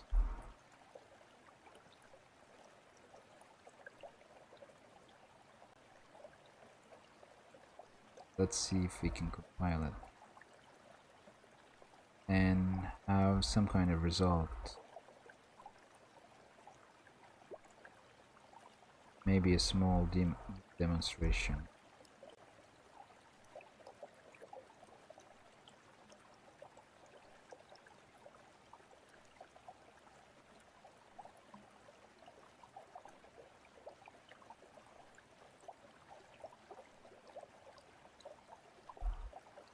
We should not forget to link our code to necessary libraries. You can see that as you look at the source code. If the compiler says you have some kind of linking error or like, it's probably because you forget to link the source code with one or two necessary libraries. I learned that the hard way. Evident.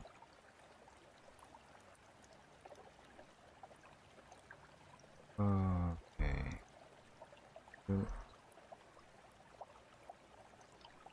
So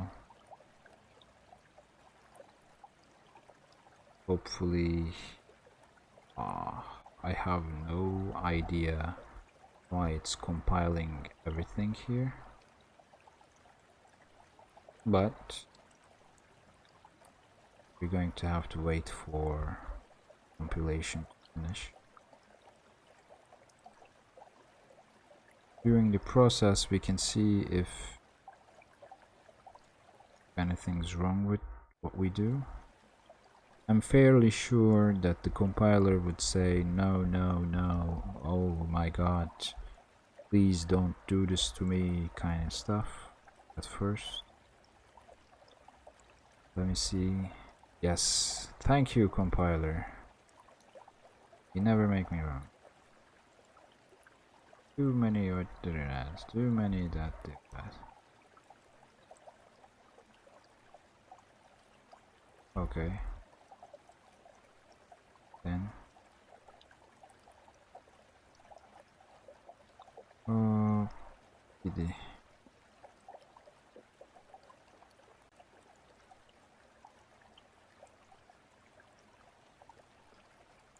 too many? Okay, so this is part where we configure frame buffers. It says I'm passing too many arguments there.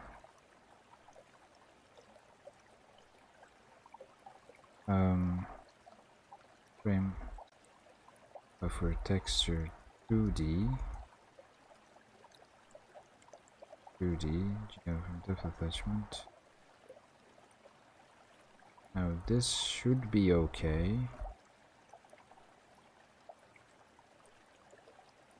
Seems like okay. I haven't specified the frame buffer.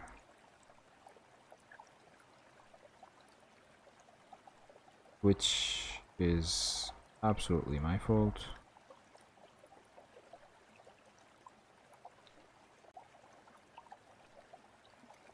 And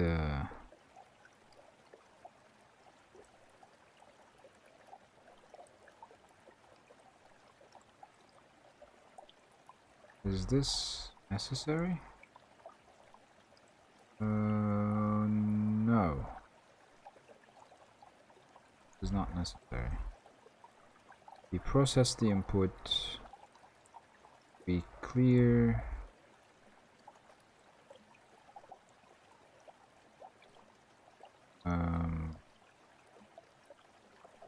We process the input. We clear the output. We don't need the depth test as well.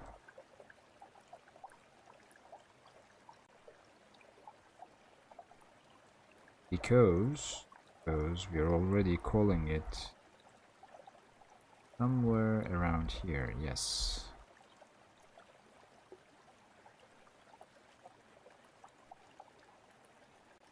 Now, let the compiler scream.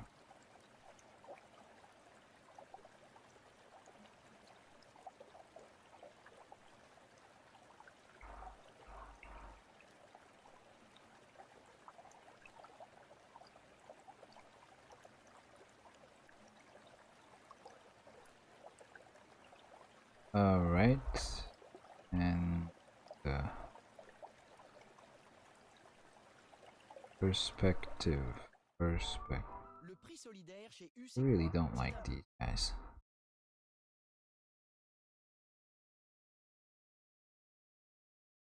Perspective. I think.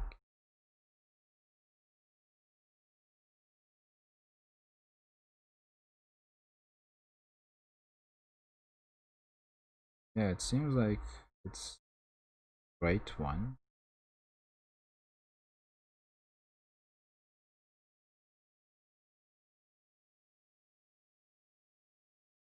What is the problem with you? No matching function. Oh. Okay, so it's the... Yeah, I haven't... Yeah, should have given it. It's the aspect ratio that counts. But I think I'm providing the aspect ratio already as a variable singular. Why not? I am indeed not.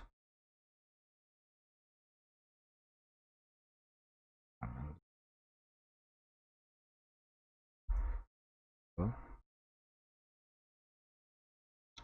I should probably specify this as a global variable. Nah, not.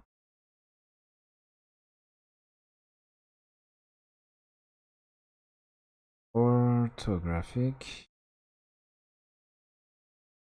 No matching function to ortho because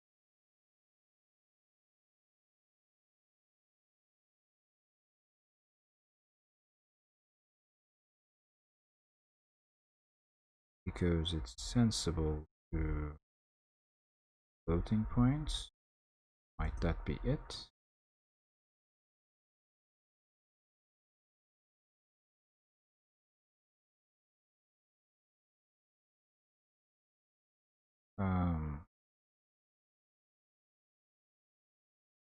Activate texture.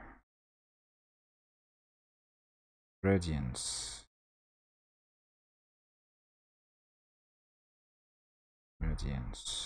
It's not radiant. It is gradients indeed.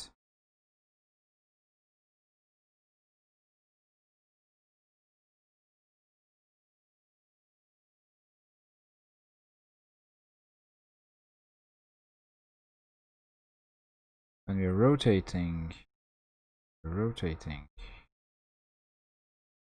but to add the parentheses.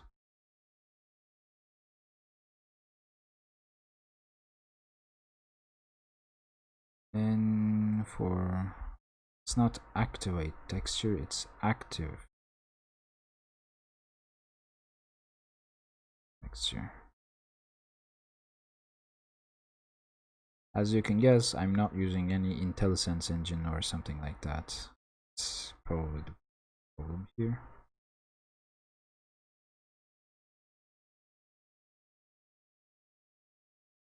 Render scene.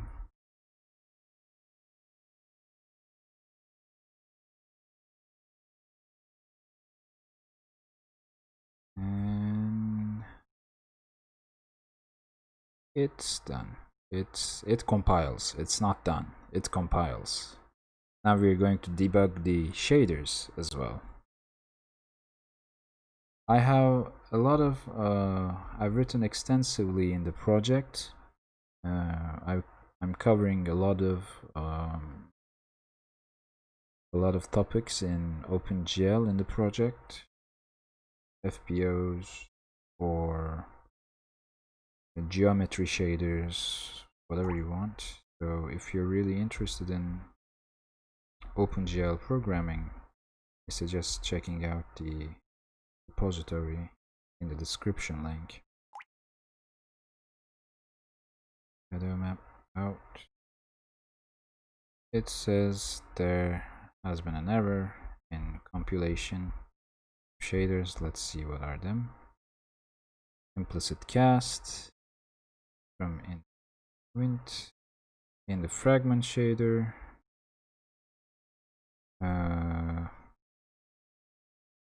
Most errors seem to come from fragment shader. That's good. That's good. Because I've noticed that when you use a lot of shaders, you can come on.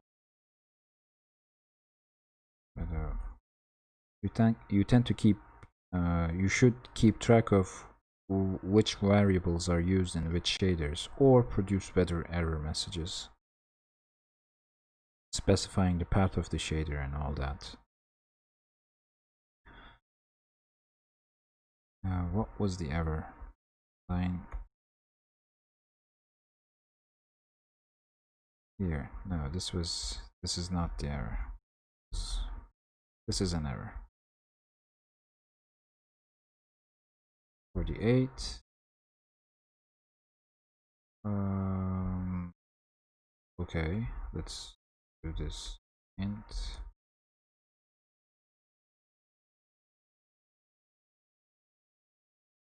$50 23 3.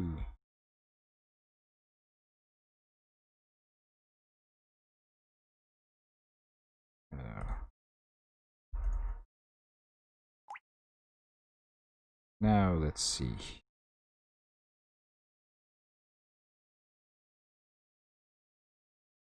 And here is what I see. Okay. Here's what I see, people.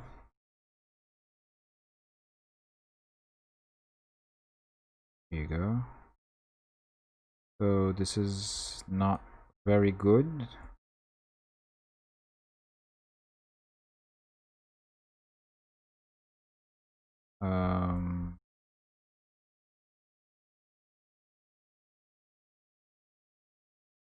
The small amount of light suggests that.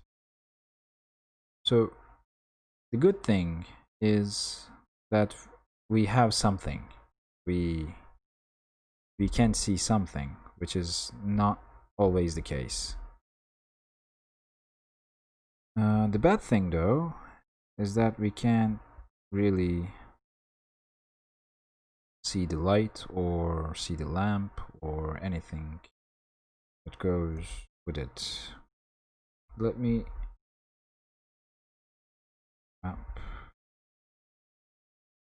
try to output the lamp as well.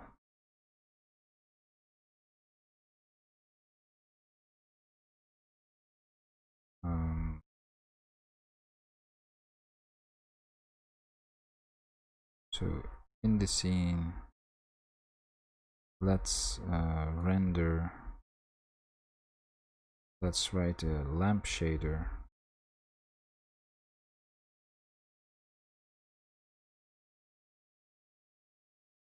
Lamp shader. Something like load lamp shader. It should take the same vertex shader of depth. Shadow map. And it should simply output the light color value. A basic color, basically.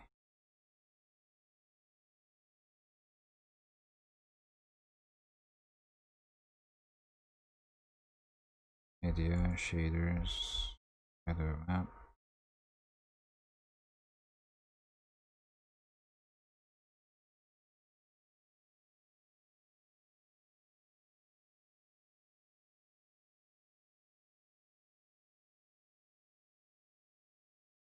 And we're going to use this lamp shader to output a lamp if it's possible.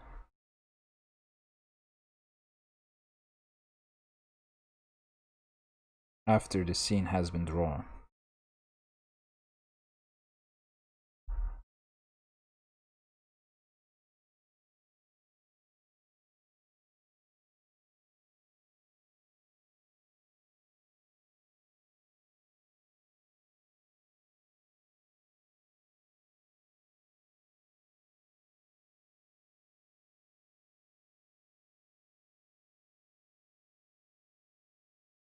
It's loaded as well.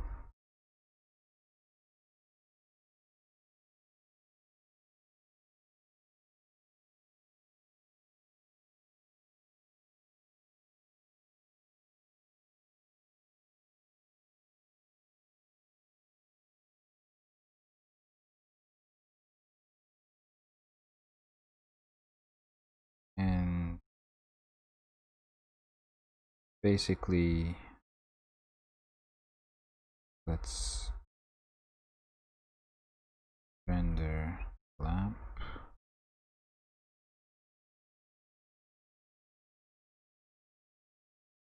Use program. And we basically set all of these there as well.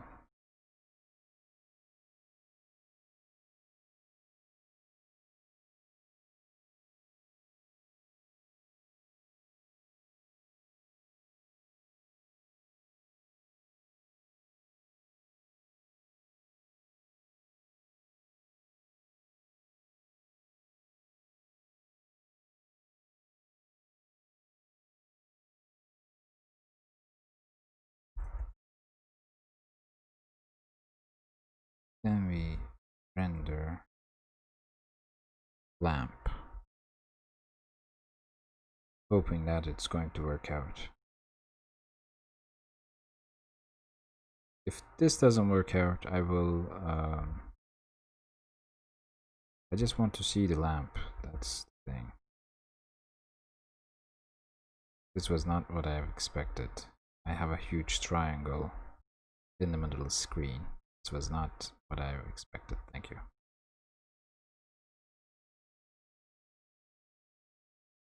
Okay, let's forget the lamp shader and concentrate on the values we had. We were supposed to have at least in the shaders.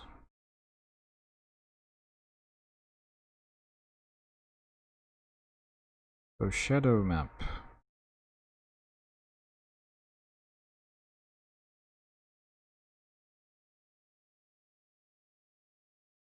This is here, but it's not been passed to anywhere. Did it?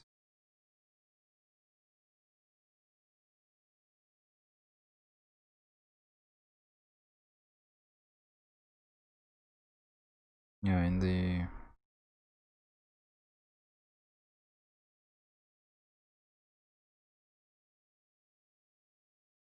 light view.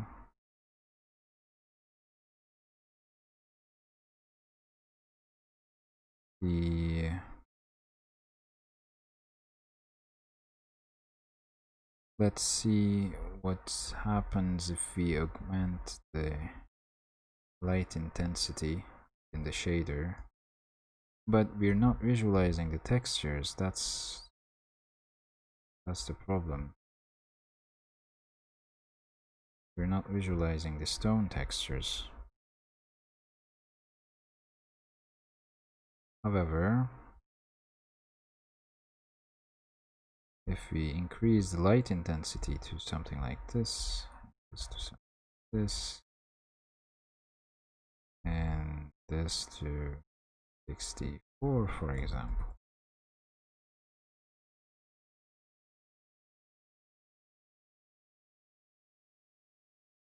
still you have this.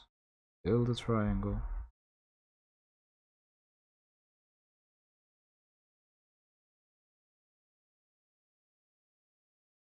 Now we have some kind of color, but we're not rendering the plane, meaning that the plane VAO is not seen. Let's use this as a global variable. Declare this as a global variable. And in the render scene, we simply say by that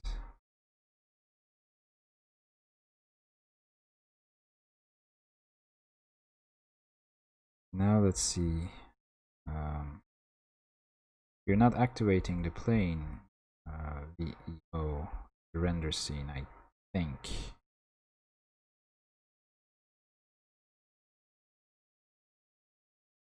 Yes, I think that's the main problem. Let's keep this model matrix and use it as is.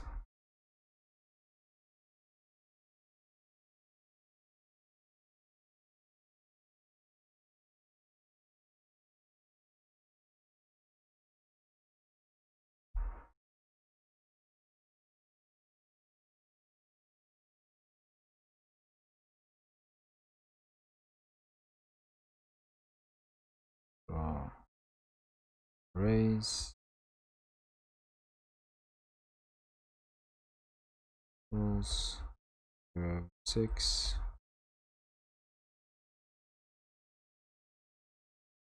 Now let's compile. Redefinition of model metrics. Thank you.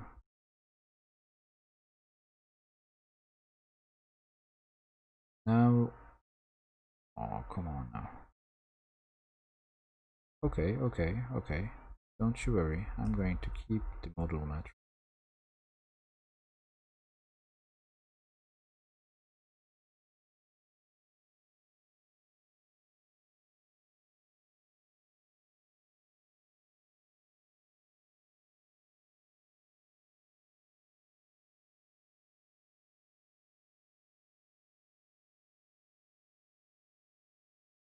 I'm going to put this back to where it belongs. I don't really like using global variables,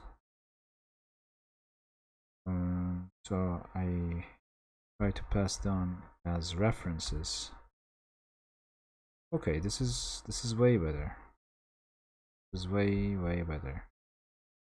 We have some form of light source that just moves around, but we can't see. Shadows are visible, very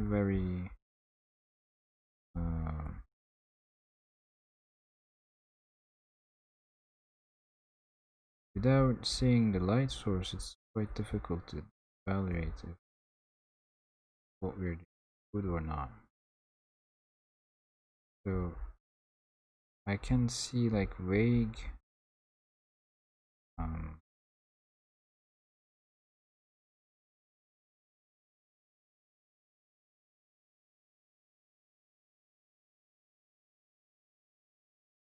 but it doesn't seem like the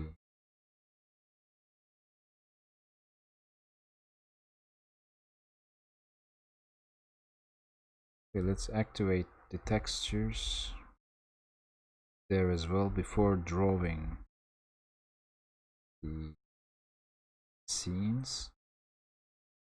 I don't think this is the problem, to be honest with you.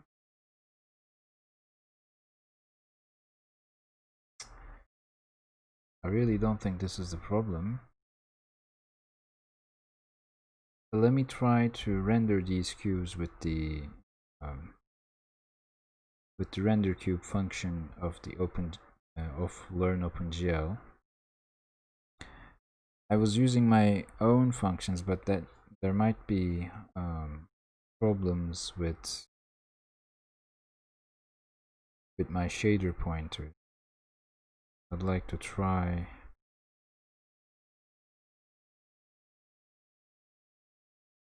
their learn OpenGL's render cube for this. Let's see how that will result. So let's say that's render cube 2. I'm going to render everything render cube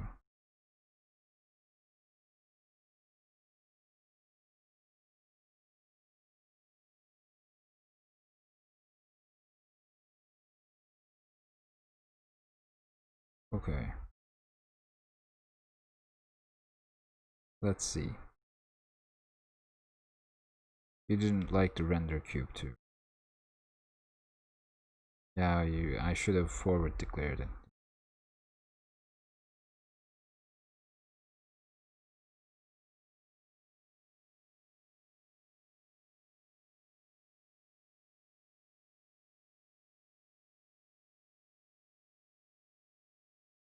This time we absolutely have better cubes.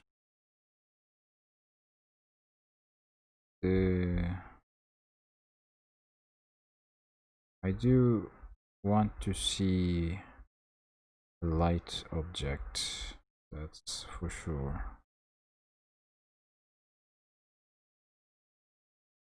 I can see the shadows, which is nice, but I'd like to see the lights as well.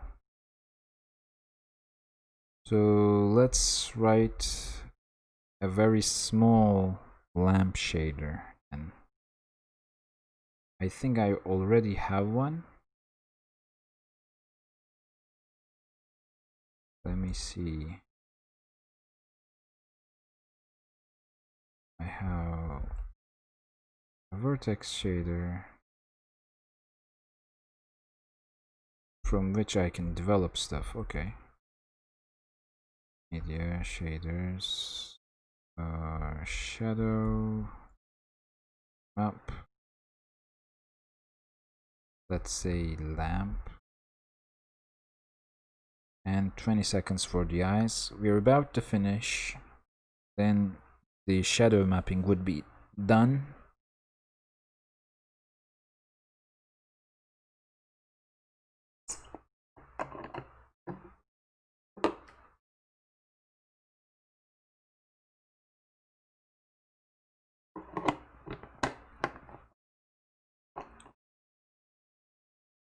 Actually, the implementation of shadow mapping is already done.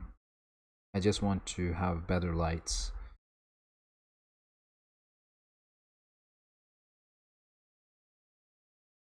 Normal texture chord.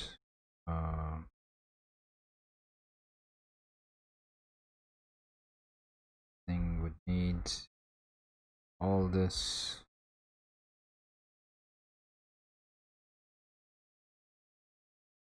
And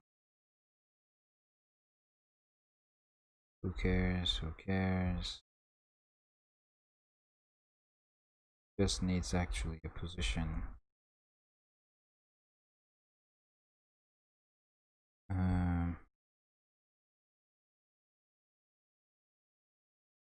The lamp shader, we're going to set up a lamp vertex as well. This is nice. This is good.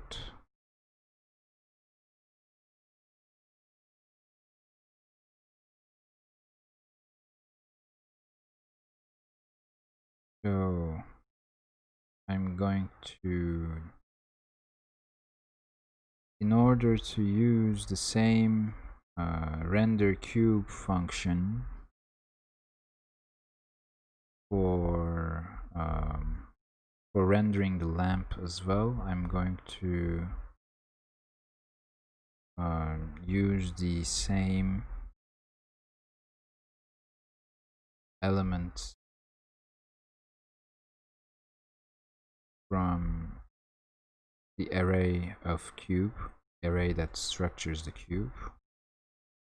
So since I want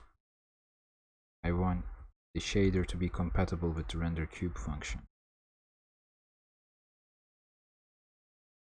though I won't be using most of this material anyway. I will just be using APOS, but I don't want to redeclare an array. Yeah, basically I don't want to redeclare an array. Okay, so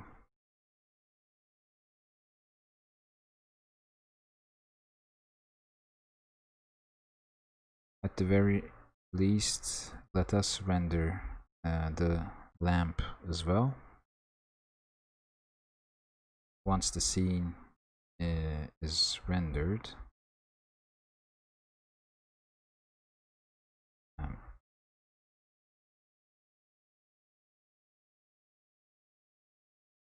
use program, we're just going to need the projection,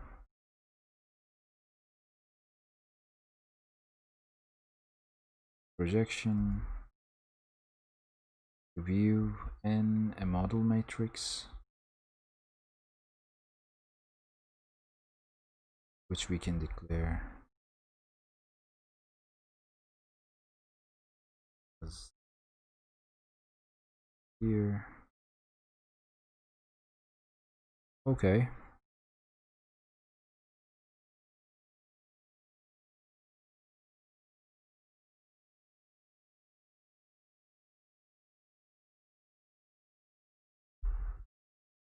Let's set up the view.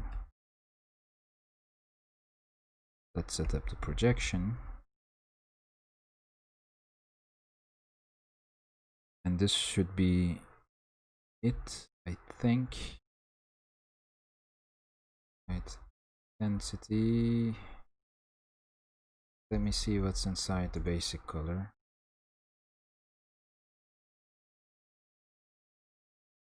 Yeah, we need to pass on a light color here.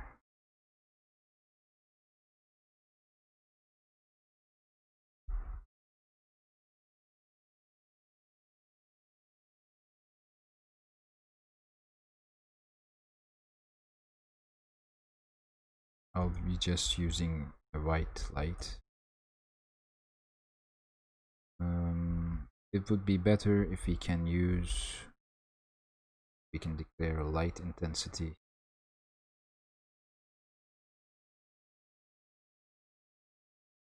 Why not declaring it anyway?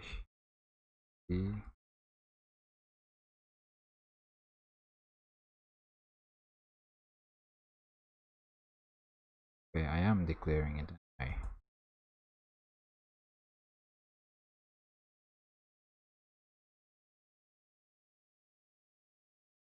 I can say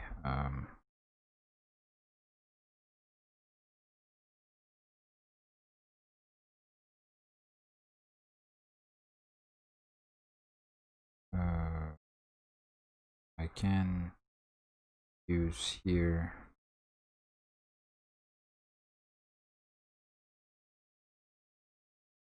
shadow shader,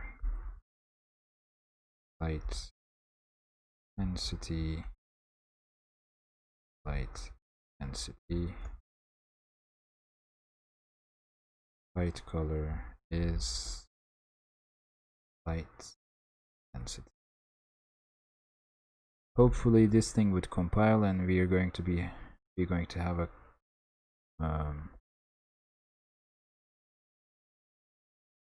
a controllable light source, a dynamic controllable light source, and it's going to be easier to analyze shadows.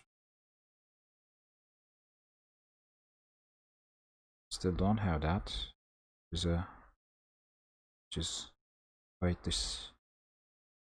shame.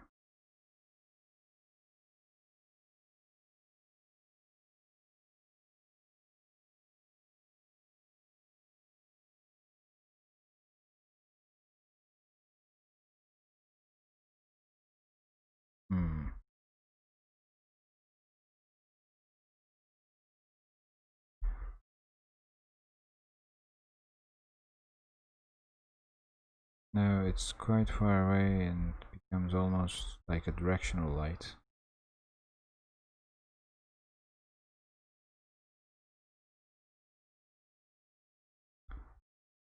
So I can see the shadows. They're not as dark as I would have imagined though.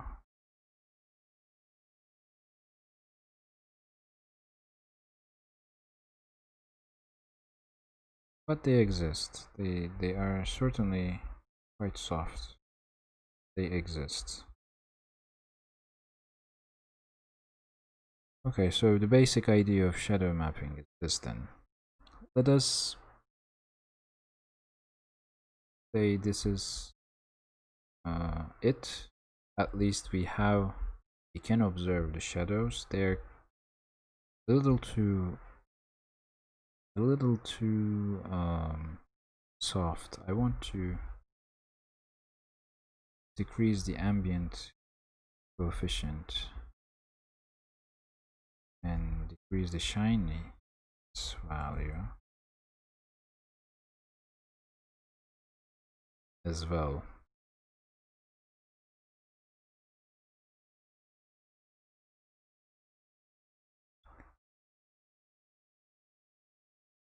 Maybe the bias term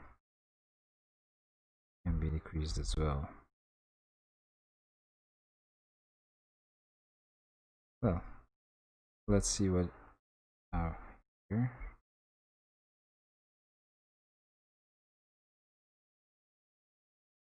A little better I would say, I dare say.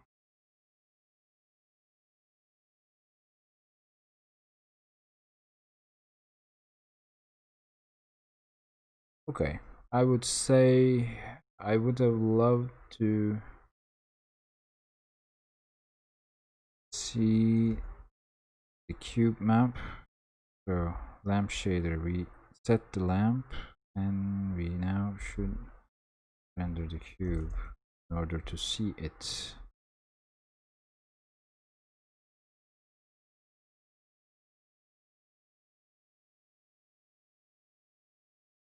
Maybe scale the thing.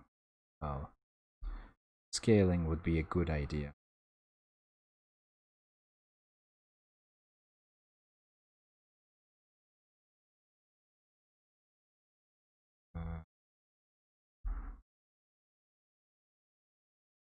Something really small.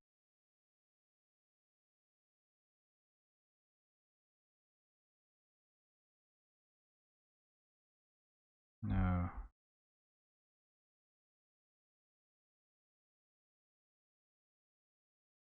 Still not seeing cube.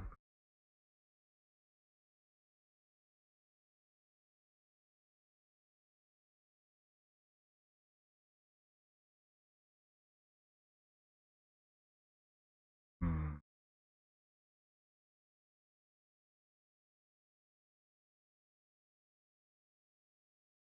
Why is that? Why is that?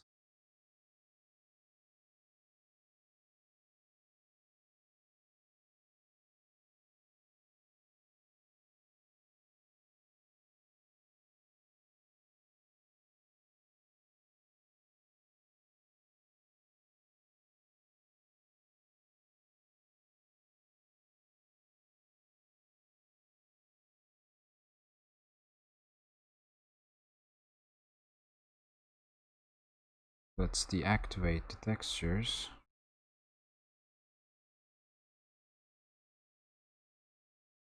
I don't think they are related. Again, I don't think that really they're related.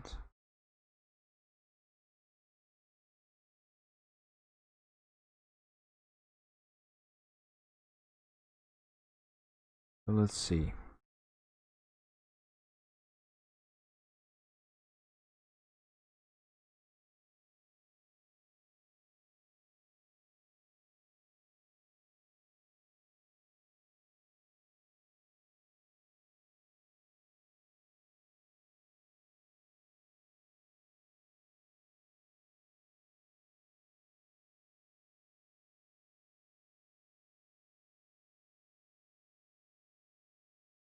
And this is my last attempt. Well, okay, I'm not going to push further than this. Though I can't seem to find the I can't seem to render the light due to a circumstances that is unknown to me. I can render the shadows.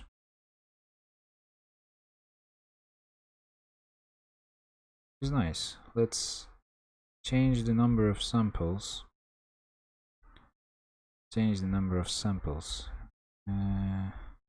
Let's change this to R and see what we have.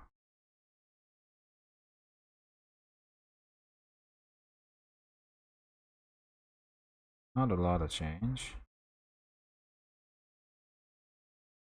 Let's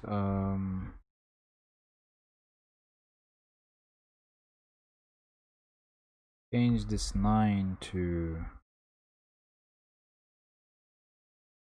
4.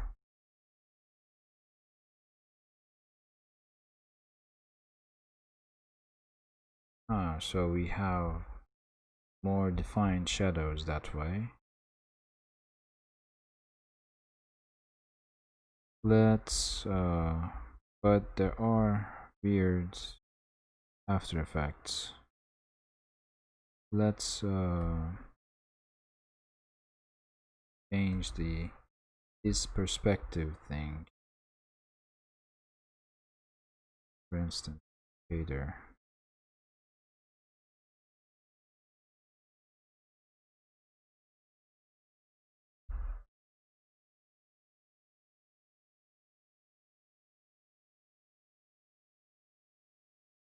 True. And use that value in the depth.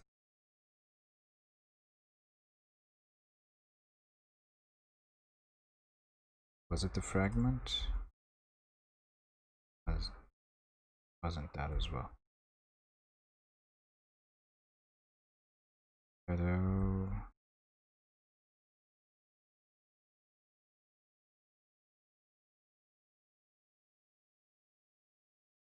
Not vertex space, not in the vertex shader, but fragment shader.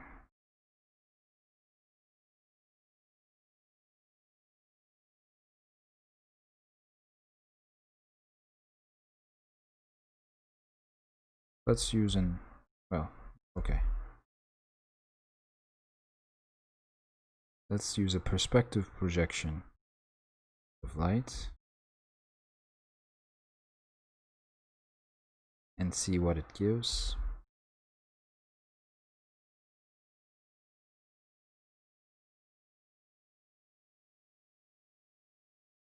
Shadows are cloud-like. Difficult. So when we render the perspective when we render the scene from light's point of view using perspective projection, we have this. I don't see any logic in implementing this. Maybe I have a more like a point light source. For now, let's keep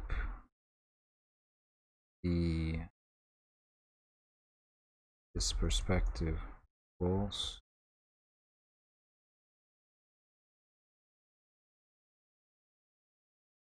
And this is about it. We have shadows and we had implemented shadow mapping. Thanks for watching this tutorial. Not tutorial, but this stream. I'll be doing other streams with respect to OpenGL if you have enjoyed. Thank you for that. Thank you for enjoying the stream, and bye.